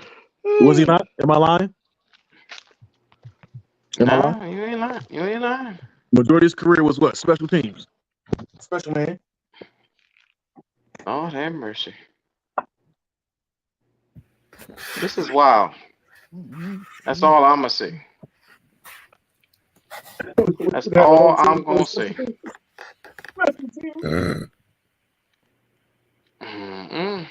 So yeah. This is where we've gotten to at this point in time for the draft today. It's getting there. Yeah, we're picking up backups now. So, well, that doesn't matter anyway. I mean, I ain't even in the panic really and truly because I mean, when the season starts, you know how they, you know, preseason. Other people probably might be moving some little pieces of stuff around. They might not work on their roster. You know, we might come up on a good center or so. We never know. There's going to be a lot of good undrafted talent sitting around. I'll tell you that. Okay. Well, you know, maybe we can trade Miles Sanders for a backup. Somebody's backup. Now y'all looking for waiver talent now. That's what. No. I said maybe we could trade. We could trade him for a backup center from somebody else's roster. Hey, what's wrong, Kendall? Waiver talent. Kendall, what's going on, Kendall? Because you seem like you've been having a little dip on your chip, man. Yeah. I have. What's going on? Talk to me. I'm not very happy, Petey. With you know what I'm saying, with a lot. Brooks, I'm happy with Sanders, and I'm happy with getting that number 2 back. But like a lot of other stuff, man, the moves that they made and the positioning, I'm not with it. Not with it at all, bro. Well, you know, we still gotta keep pounding, man. We still gotta keep pounding. We just gotta give them the you know, I mean, we ain't gonna do shit this season anyway. You know what I mean? Unless we address that quarterback situation, ain't shit back to goddamn fly. So I mean, you know, we'll just prepare for next year. Well, yeah, next year. because we still have the same results. Sorry if y'all didn't know that. I'm sorry to have to, I just got, at least we ain't as bad as the Dolphins right now, because the Dolphins have, I don't know what in the hell. They trying to get every edge rusher they can. Well, Q, they have forfeited picks. At least they had, you know what I'm saying? At least they got a reason. They have forfeited picks. Wow. I feel bad. That's crazy. Because them got drafted. Oh, the guy that Arizona just got was the one that I was telling you about, Black Cat. Oh, okay. Your guy? Yeah. Oh, man. He big. So who's your favorite Texas player? By far. You want the middle and the bottom to be that good. So the end zone Is My bad. obviously, you're okay. By far, it's obviously for you guys, Jatavion Sanders. Yep, I just saw you sent that. I'm putting it. It's on the screen right now. The boy can catch now. Welcome to Carolina Panthers. You know what I'm saying? We glad to bring on new, fans. Just don't leave us when we do terrible, because we will be doing terrible. So you just got to accept or come in with low expectations for us. I will not leave you guys. So that the video that Black Cat was just showing, that's the best of Jatavion Sanders highlights. That's what y'all will probably expect from him right there. Dude got speed. Uh-huh. Like I said, I already see a star in the making, so he's a pretty good tight end. Yeah. At least he was on one of the tight ends that was on our board. I wanted that boy from Georgia. I wanted him. Yeah, we But picked him out. we kept picking Jatavion Sanders, and I kept saying, bro, if we can get him, and then we had picked Braylon Allen, but Jonathan Brooks is, like I said, superior talent too now. So I'm happy with those two guys. So Q, can we go ahead and get rid of Ian Thomas? Oh, yes, sir. Affirmative immediately. Yes, sir. I would have cut him yesterday. That ain't gonna happen. How many tight ends you think we're gonna run this year? 3 or 4? Yeah, we'll run 3. We'll run 3. It'll be Ian, Tommy, and Jatavion. It'll be Ian, Tommy, and Jatavion. I think it's gonna be 4, Go. No triple? No. Lord have mercy. Ian Thomas is going to be the blocking tight end. He's the best blocking tight end you got. He better than triple? What he got? Yeah, he better than Tommy. Yeah, Tommy more of a passing tight end. Yeah. Now Tommy a fullback to me. Yeah. Tommy's not even really a tight end. Because you heard him when he did that thing for the Charlotte Observer and said, "This is the first time I've been coached at position." He was right, because he ain't been playing the position long. That's what he's saying. I'm sick of y'all. I hate when y'all right. Fuck y'all. Nah, he is a fullback. He is a fullback. He do give me like fullback vibes. So I ain't gonna lie. Yeah, hella athletic. They need to put him out there and let him block. Cause he would, when he was in college, that was what he was known for, like blocking and shit like that. So I mean, like he did pretty well in the season as well too, like with us. But I mean, when he started catching that ball and getting more active, I kind of like he can do it all, really and truly. The man, athletic. I like him. I like him more than I like Ian Thomas. All that speed for no reason. I'm just sitting here watching Jatavion Sanders, man. Boy, what a dangerous quarterback. We could have an explosive. Like, imagine if we had C.J. Stroud with Jatavion Sanders, or AR-15 with Jatavion Sanders, and running back Jonathan Brooks, and in this offensive line, and Adam Thielen and Leggett. Imagine having one of them boys at quarterback. We probably could win about 10 games this year if we had that. Yeah. But because we got Bryce, we win about 4 or 5. But guess what? C.J. Stroud got a Diggs. Well, see, y'all realize Jonathan's probably going to be healthy by training camp. And then that's what I read. That's what his timeline said. And then y'all played Bijan twice? Come on now. Yeah, that's your other boy. That's going to be... Stop trying to give me hope. Don't give me hope. Don't try to give me no hope. He don't like hope. You know what? Okay, I think Brooks, especially seeing Brooks and Bajan on field, both. I think Brooks outruns Bajan. I'm sorry, man. You can't say a lot of Panther fan. You don't know him like I know him.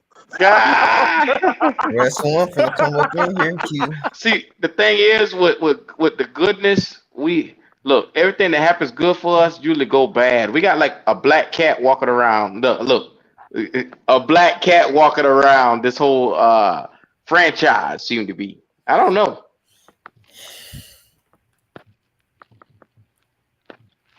So make sure if you're gonna become a Carolina Panthers fan, just make sure you're sure about it. 'Cause you gotta have that. You gotta be patient. Well, we giving you out already. It's a commitment. You gotta be committed. It's a lot of suffering. I hear you. Hey, God. It's a lot of suffering we've been doing over here. See, we got this owner called David Tepper, and he has like temper problems. And like last year, he threw a drink on a fan. Like the other day, he snatched a hat off of a man. He walk in a restaurant, just straight Debo this guy. He's an interesting cat. He's an owner. He's a billionaire. He's a gangster. That's what he do. He stand on business. So Yes, you he do. just said imagine. You said imagine CJ with him. So imagine Bryce with him. Tell me what you're looking for with Bryce. Looking forward to with Bryce with the weapon. Well, the best thing that we can do with these weapons, because the number one thing is you don't have any speedy guys that's going to come out here and break away from people. So you got a lot of moving parts in Adam Thielen, and they're going to have Deontay Johnson separating, getting across the middle of the field a lot. Then you're going to have a power run game, hopefully featured with our guy Jonathan Brooks. Jatavion Sanders is a great blocker as well as a pass catching option. So that leaves play action. We could see some play action this year. We didn't see that last year. I think Canales is one of those guys. He's going to try to implement that power run game to open up a lot more other things. So we shall see if Bryce can compute and be able to read defenses and get the ball out of his hands quick. That's the ultimate thing. Like what's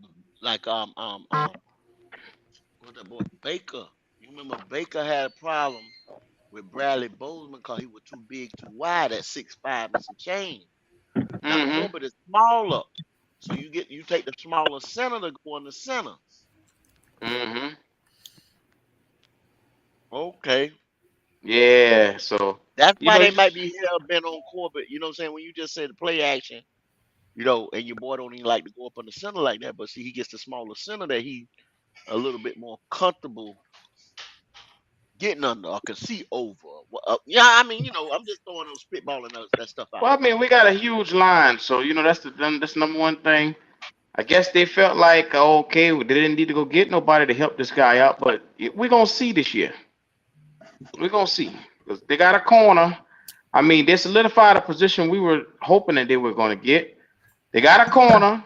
Instead of going out and getting the center, they went and got a linebacker. Instead of going and getting the center, they went out and I don't see no edge rushers, but they didn't want that nor center. So hopefully, with the weapons we got, he can stay upright.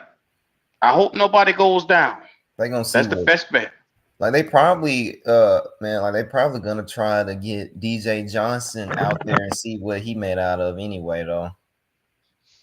Right? Yeah, I mean they took that guy last year, so I mean, hey, it is what it is. We gonna see what he made out of, though. We gonna see. Yeah, man. So I like I said, I love what I'm seeing from the weapons that they got. It's gonna be a good thing to have these guys come and scratch the field a little bit. Even a dumb quarterback should be able to hit these guys. I do not like however, I do like the running back pickup.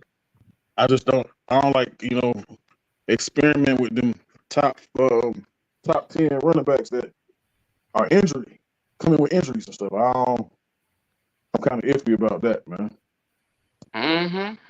Because they don't normally work out when they come into the league, and then they finally like first play they come in, or maybe probably like 3 or 4 games, and oops, now you're back to square one. We came in with the number 1 quarterback who came in injured with it still had shoulder problems, and ankle problems. You know what I'm saying? Whatever. It don't normally work out for us. Oh wow. I mean, but you know what I'm saying? I'm crossing my fingers. Hopefully it works. And I'm pretty sure he gonna have some time to rest because I'm honestly going to get rid of Miles Sanders. I'm not a fan. And give him some time to get some play time. But hey, who knows? I mean, if you're gonna draft a man that high, I'm pretty sure you're gonna utilize him for sure. Somehow. Beautiful catch. Look at this one hand catch right here. Woo! One hand. It's a bad motherfucker, dog. I love this pick. He snagged that one hand just now. He physical like that though? Yeah, buddy nice though. Sanders is that was a great pickup. Yeah. And you see right there, he's slapping himself on the helmet. All right, you do that a couple times back in America, they might think you're Smitty. Yes, sir. His hands is like really good, man. That dude. You notice he talks shit after every time he catch the ball. He'll get up and start flexing on motherfuckers. I like that. Look at the attitude. That's a dog, right? That's a dog. But can your boy see him over the middle like that? You see what I'm saying? Well, the problem ain't gonna be him. The problem ain't gonna be him. It's gonna be Brian. Look at it. See, look how Quinn caught him over the middle like that. Can your boy do that? He's gonna get exposed. It's basically what I've been telling y'all. It's Bryce, bro. It's nobody but Bryce. Look at that. He just take a screen and look at how he did a screen. Goddamn it, he jumped, hurt on motherfucker. But Bryce ain't Bryce. Y'all see Quinn Ewers. Shit, this make me want Quinn Ewers more. That's what I'm trying to tell you. Look at this one hand motherfucker. That's who we might get to next draft. Watch. Hey, let's set this thing up for Quinn. Let's set this thing. I've been telling y'all Quinn Ewers now. I've been preaching this name. That's nice right there. Hold on. I'm gonna get it right back to it. I'll be coming back to make sure that they don't pull up on us. Look at this right here. Down the field. Body control was just crazy. Flex on him. Look at this right here. Straight across the middle. 2 defenders on him. Dawkins is gonna be scared of him though. That's a bad motherfucker. Oh, 6'7". Yes, sir. Kyle Pitts who? Sit down. Look, he straight snag on old boy. 2 defenders right there. Kyle Pitts who? Straight snag on old boy, man. Look at this right here. Watch out for him. Look at that right there. That's we got a threat. We got a threat right here, bro. I'm excited about that. Once again, Quinn screen. Look at the speed. Look at the speed. Look at the speed. Look at the speed. Oh shit. Hey, what does he run in the 40? Hold on, I get all that for you. That cat for a tight end fast as hell. Wide open. Wide open. Who that look like to you? Greg Olsen just now, huh? Look, he a little darker. Yeah, darker. Blacker version. And tight ends are so important, y'all, too. I'm so glad they looked at tight ends this year, though. I'm glad. I agree with you. I'm glad they addressed that need because that's definitely one of the top needs we need. I mean, we also get a fire linebacker, though. Dude. Let me get his measurables. Dude, we finna have Deontay Johnson, Thielen, Leggett, and Jatavion Sanders and Brooks. Jeez. Don't forget Mingo. Now let me share this. Let me share this right here. Look at what they got him graded at. Will be a plus starter. Jatavion Sanders. 6'4", 245. Production is an 87. Total score is an 81 overall. God damn. He run a 4.69.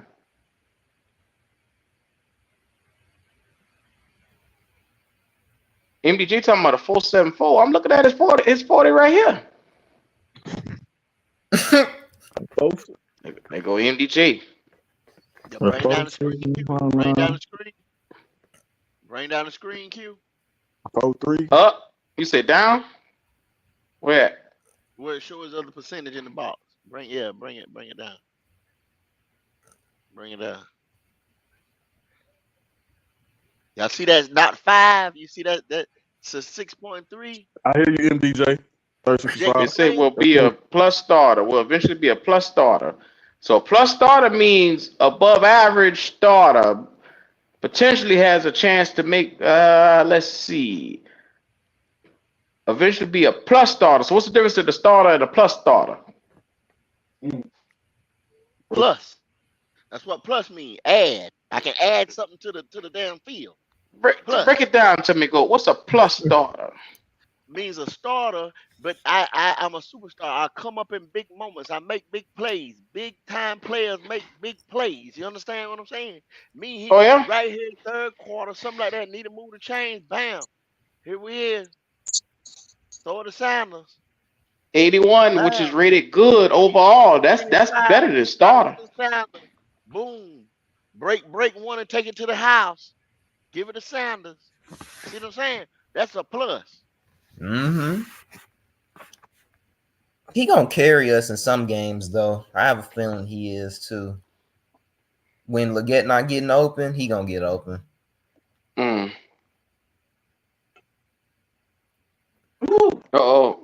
JP said, where you get that from, Goat? What's that?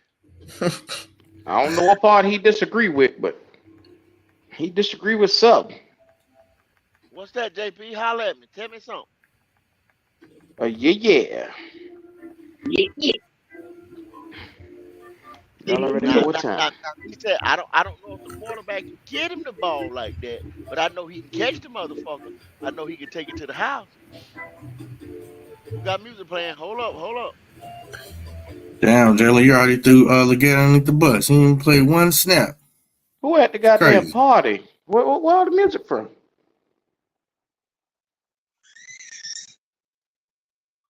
The hell? Yeah, I don't know. I don't know what the party is. I don't know. A 4th round tight end carrying us.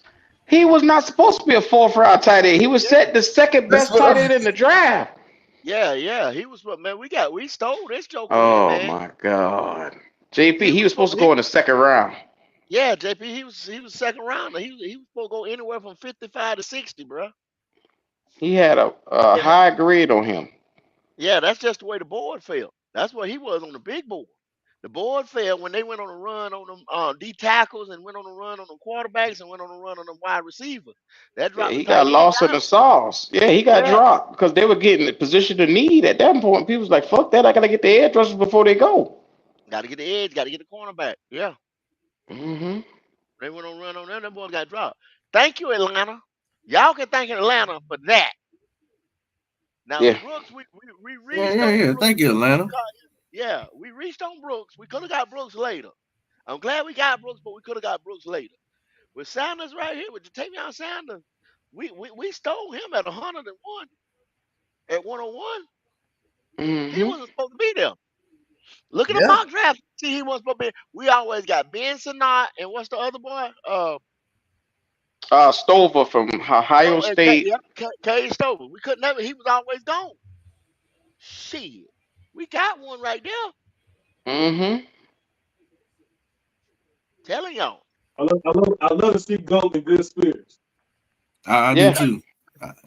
When they do shit that makes sense. You understand what I'm saying? If y'all not understanding where I'm coming from, when you do shit that makes sense, I have nothing to say. This guy hit 101 and he had a 60 grade on him. Come on, man. That's 40 That's a steal. Yeah, that's a steal. Come on. But when you go get the running back at 40 something that you could have got shit at 65 or less, you understand? Yeah, because a lot of people would have steered clear of Brooks because of the ACL tear. You know what I'm saying? Not unless they had the medicals in and had him in so many times and talked to different doctors and all kind of shit like that. Now, if we was trying to jump ahead of Dallas to get him, we could have traded back and still got him in the 40s, y'all. But I think they look at the numbers with Brooks and they say shit, 1,100 yards, 10. Yeah. I think it's 10 or either 11 touchdowns on the ground this year. Fuck that. You can't let that pass by. Yeah, but you could have still got him with that first. You could have traded that 39 back, and you could have still got him. You know what I'm saying? And maybe picked up another pick. That's all I'm saying. Nah, I'm glad with we you, got him. sir. Like I said, I'm glad we got him. But we Him and Sanders? Yeah. Sanders. Yeah. Yeah, him and Sanders are my two favorite picks. I'm going to buy them boys' jersey. I'm not fucking with anything else. I'm going to get them two boy jersey. And if y'all want to know where I stand, I tell you where I stand at with this draft right here. Getting that 2025 pick back, that second round pick back, love it. Brooks and Sanders, love it. Other than that, you can forget it. I'm so glad we got rid of Hayden Hurst. Yeah, this is an upgrade. Definite upgrade. See, I think Sanders and Brooks are day one starters. Hell yeah. Yeah, JP. Come on, JP. Tommy Tremble and Ian Thomas is not better than goddamn Jatavion Sanders right now. And then Brooks instantly is the best running back, second best running back in the NFC South right now, and ain't played a damn snap. He is behind Bijan. He number 2. Oh, is Kamara? He number 3 behind Kamara. He number 3. What the fuck is Twan talking about? Twan, do what everybody else do and look in the goddamn chat to get the goddamn link. Stop all that crying.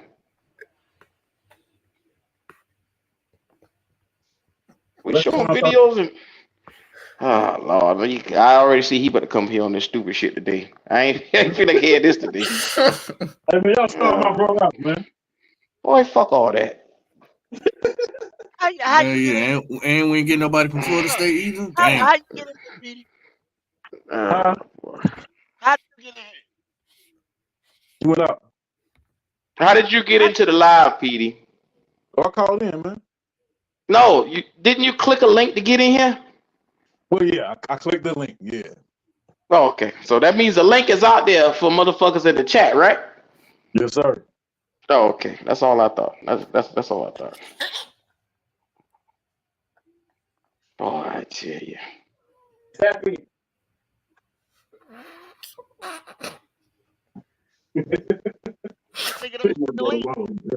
See, I ain't shared the link the first 2 days of the draft because we went all panel. So I mean, hell, if you see link in the chat, get it. I ain't putting it back out there no more.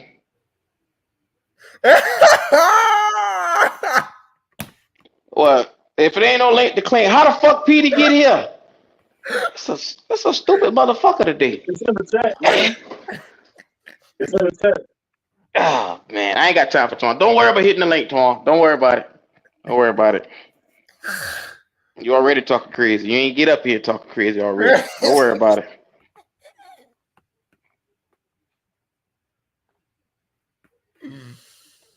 So for next year's draft, if we got a tight end solidified, we got a running back solidified, we got an offensive line already done, we got a number 1 receiver now in Leggett. What else will we need to do for later on for next year?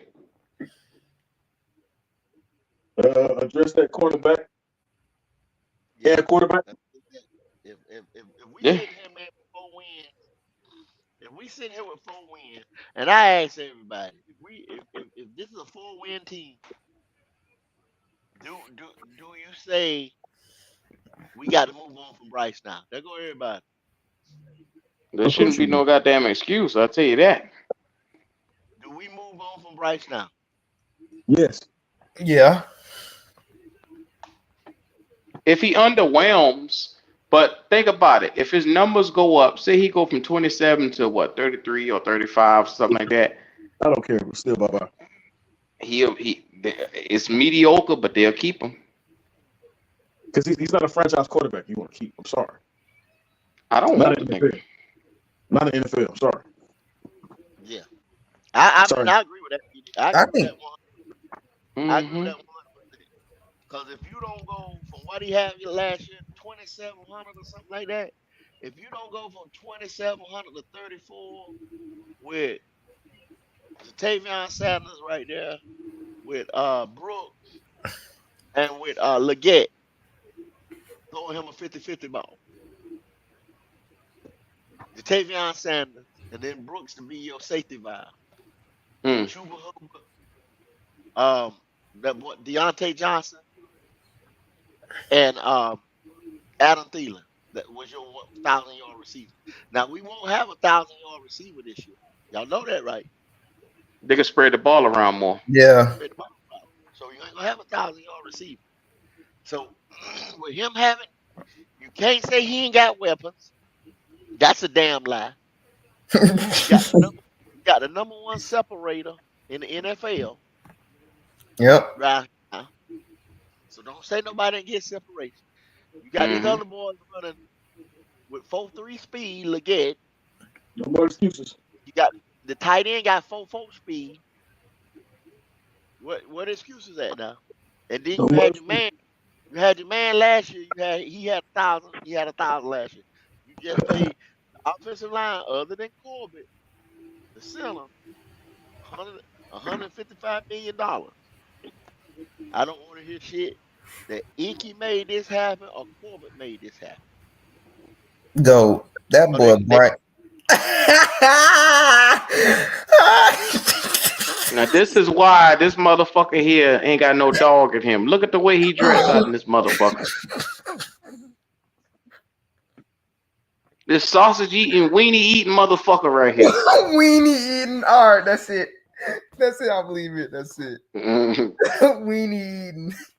Look at this soft motherfucker here. Well, that's how they. That's supposed to be that Germany shit right there, ain't it, Wiley? Exactly. Ain't that how you dress in Germany, Wiley? I guarantee you, Wiley ain't dressed like that. Wiley, that ain't how you dress right now. Put the camera on, Wiley. And the bitch ain't got no fucking lotion on. Yeah. Ain't that what they say? Ain't that Reese gotten life? That's what we saying. That is not how they dress over there, Go. That's why this boy look at this shit right here. That's what he got on his German shit. He got on his German shit. I think he in Sweden or something. They just said Germany, Pop. He just living life, man. That's Germany. That's them Knickerbockers or something. He just living life. He made the pick. He announced the pick from Germany. See right here, Carolina Panthers just put it up. Yeah. Chandler Zavala checking in from Germany. Yeah. Zavala got no dog in him, man. Look. He just living life, yo. This boy here happy as Where your hell. black ass at? That's how you dress in Germany. Okay. Patricia Rowland said that announcement was an embarrassment. I want to put that shit on, but I mean, I guess they paid it. Yeah. I'm gonna call Zavala weenie the poo. There you go. You get out the weenies. Now you stay away from the weenies, Taylor. Don't start that shit up. I'm not fucking with you in the weenies. What I tell you? I told you they're gonna get a cornerback next. That was you said that what? Round 3? Round 4? What we at? Pick 6? Pick 5? Oh yeah. We got Shaw Smith with. Yeah. Okay. I hear you dropping. Damn, Bob, you predicted the whole thing. Yeah, man. Visionary. Yeah. Appreciate it. Yeah. We must be getting to send the next draft, first round, probably or second round. Honestly, Shit, better hope they don't have to force their hand if Austin go down. that's what I'm saying, bro. We got to get the praying though about that though, because if Austin Corbett go down, now what? Come on. He's talking about look like he just left Diddy house. Talking about Chandler Zavala. Lord have mercy. and then the way he smiled, Q, is like feminine almost. Like the way he smiles is like a female. You pick all that up by that picture, Jalen? Yeah. Imagine that. I'm not fucking with y'all, man. I'm not going there. Is that the last pick of the day? Was that the last pick? I hope it is. Yeah. I'm tired, boss. Yeah. All right, y'all. I'm gonna hop on off, man. All right, cuz. Yeah, it's gonna be a long season. Man, I know y'all say, man, this motherfucker here. I'm sorry. No, we got 2 more picks to go. Really? I probably won't be here for the next 2. 6th round, and then we got a 7th round. Remember? Yeah. Oh yeah. Yeah, them developmental players. So I love the team, but I done been here since 12. I got shit to do. Yeah, I'm gonna go. I've been mowing the grass and shit like that. Take me a shower, man. Go pick up my damn load. Shit, man. Yeah, I'm gonna spend a little time with the family, man. I could care less about these next 2 motherfuckers. Tell y'all the truth. Edge rusher, a developmental edge rusher, man. Josh Guller, 4th. What's going on? Look, Jatavion Sanders was a hit. Jonathan Brooks was a hit. Everybody else, yeah. Fourth. I like. We got Brooks. We got Jatavion Sanders, and we got our 2nd round pick back for next year. We got our 2nd round pick back for next year. Other than that, 4th, hey, bruh, we ain't do nothing. We ain't do yes, nothing. sir. Look at here. Yes, Excel. That goddamn MDJ is something else. Excel. I just don't. I like the pick, but I don't like the position. We didn't have to move up. We didn't have to give up and move up. Like the Bills was gonna pick Leggett though, y'all. Like I hope y'all know that they was gonna pick him. They was. Patricia Rowland say Poppins' pick of Bryce is the funniest and the most accurate description of him. I'll be damned. I appreciate that, Patricia. Thank you for stopping through. Yes, sir. Yes, sir. Well, yeah, that's accurate. She right. That's accurate. It's accurate as hell. Look, we appreciate each and every one of you guys. Go ahead. We're gonna get last words. Talk to me, Pop. What you got going on? Man, I ain't doing much, man. So far, the draft has been interesting. I've enjoyed it watching with my brothers. I think we're gonna come out of this thinking about what we've got, and I'm sure these guys are gonna come back with y'all with their draft grades once this draft is complete, and we'll give our opinions about it, man. Have we improved, or are we still straddling the fence? Keep pounding. Oh man, that was good. Talk to him, Jalen, if you got anything. Yeah, man. I'm gonna just talk about the picks real quick. Leggett to see if these picks don't hit. Leggett is I have him 70%. He gonna make it in the league. Jonathan Brooks, I'm 100% confident in him. Trevin Wallace, I'm 50-50 with him. Jatavion Sanders, 100%, and Chop and Smith Wade, a good backup piece. So I mean, it's all right. The draft is all right so far. It's all right. Okay, well, we appreciate you there, Jalen. That was Jalen's percentages on how he feel they're gonna do. Shouts out to him. Also, as well, if you notice, the message that's pinned to the chat is the description to Carolina Logic. Show love over there, and yeah, let's make that thing, run that thing up. Also, well, we appreciate you, Patricia Rowland. Thank you. Also, who we got next? Wiley, Panthers Germany. Make sure y'all go over and subscribe to him too. I'm putting his link in the chat as well. Hey man, that what Savala had on, that is not a good representation of Germany.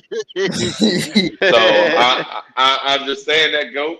I heard the shot, GOAT. That was not right. I said, Wiley, I said, did you have that on today? I know you out and about today. You know what I'm saying? Just do you wear that in the club? You said you been at the club sometimes. Got the suspenders on, Urkel style. Not that. No. I mean, it is German clothing, ain't it? Yeah, but here's the messed up part. So lederhosen, right? That part of Germany don't even use that clothing. So it's weird that you're wearing it in that part. That's some old. No, that's from Bavaria. So you're in the wrong part of Germany to be wearing that. Okay. One. Okay. Two. I mean, it's like you're putting on bell bottoms. It's German, bro. It's German. No, well, it's like this. So I know Germany's a small country, but it's like eating some pulled pork in I don't know, in Massachusetts. It just ain't right. Okay, you know what I'm saying? You don't do that. Okay. I got you. you. Eat some clown. You go with some chowder or something. You know. I feel that analogy, Wiley. Yeah. Okay. Yeah. Some pork in Massachusetts. You supposed Yeah, to that's it. Okay. Yeah, Like you said, you he ain't gonna do gonna be in Bavaria and he down there in Germany with that bullshit on. He in Munich. Yeah, Munich is not Bavaria. Okay. But now that fest is Bavaria in Germany? Yes, but don't do that. So see in Germany, right? Like you said, Massachusetts, that's a state compared to a country. Yeah, but Bavaria, the way they do Bavaria is up in the mountains, though, Pop. It's the southern part of Germany. Germany is broken up in states also. So the state of Bavaria, and you say the state of where is that at? I think that's Baden-Württemberg, where he's at. You don't do that. No, you don't do that, bro. That's cursing that, folks. You don't be doing that. You know what I'm saying? Look, Wiley has been to every hood in Germany, so he knows the sets. And Janet Zavala was set tripping. He was set tripping. Yeah, he was set tripping. Set tripping Wiley. Set tripping Zavala. Hey, the set of Bavaria. If y'all come to the game, I'll be there in Munich. Whether I'm by myself or not, I'll be there. Now, I might consider getting a ticket now, Wiley, because they might have a team worth of damn. I wasn't gonna do it before when we had that shitty shit we had last time. Mm-hmm. Well, like I said, Bavaria, that right there, leather hose and big pieces of beer, liter of beer, that's good. Now, down where he's at, they kind of lost because they don't have a tradition, so they borrowing from the Bavarians. Now, the fest today, and that's why they chose that part of Germany. That fest is one of the biggest fests this time of the year. So I understand why they did that. Mm-hmm. But minus the leather hose, brother. Nah.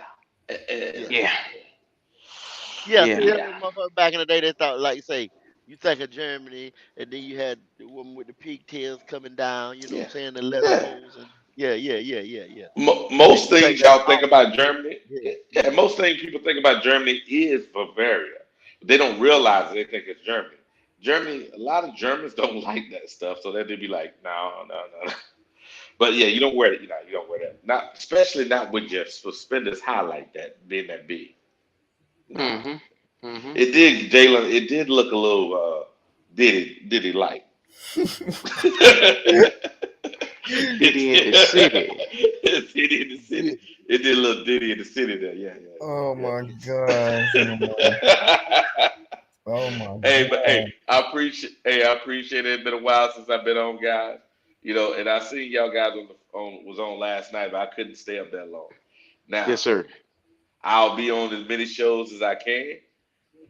As you can see, I'm in better spirits now, and here in Germany, I'm gonna keep the white wine flowing, the beer going, and we're gonna make sure we keep those girls. What, Jalen? Jalen, you too young to say that. Well, hoeing? All right. Hey, it's Germany out. Wiley think he the goddamn love doctor over here. Over out here dropping the goddamn the moments at the end. Listen at him. Yeah. Go. Y'all little babies, let's keep it going. Keep it going. Talk to me, Go ahead and put it out there. Yeah, man. Like I said, hey, Pop, go ahead and predict the last two picks, Pop. You predicted everything. Go ahead and predict the last. Okay, hold on. I'm reading an article. Oh shit.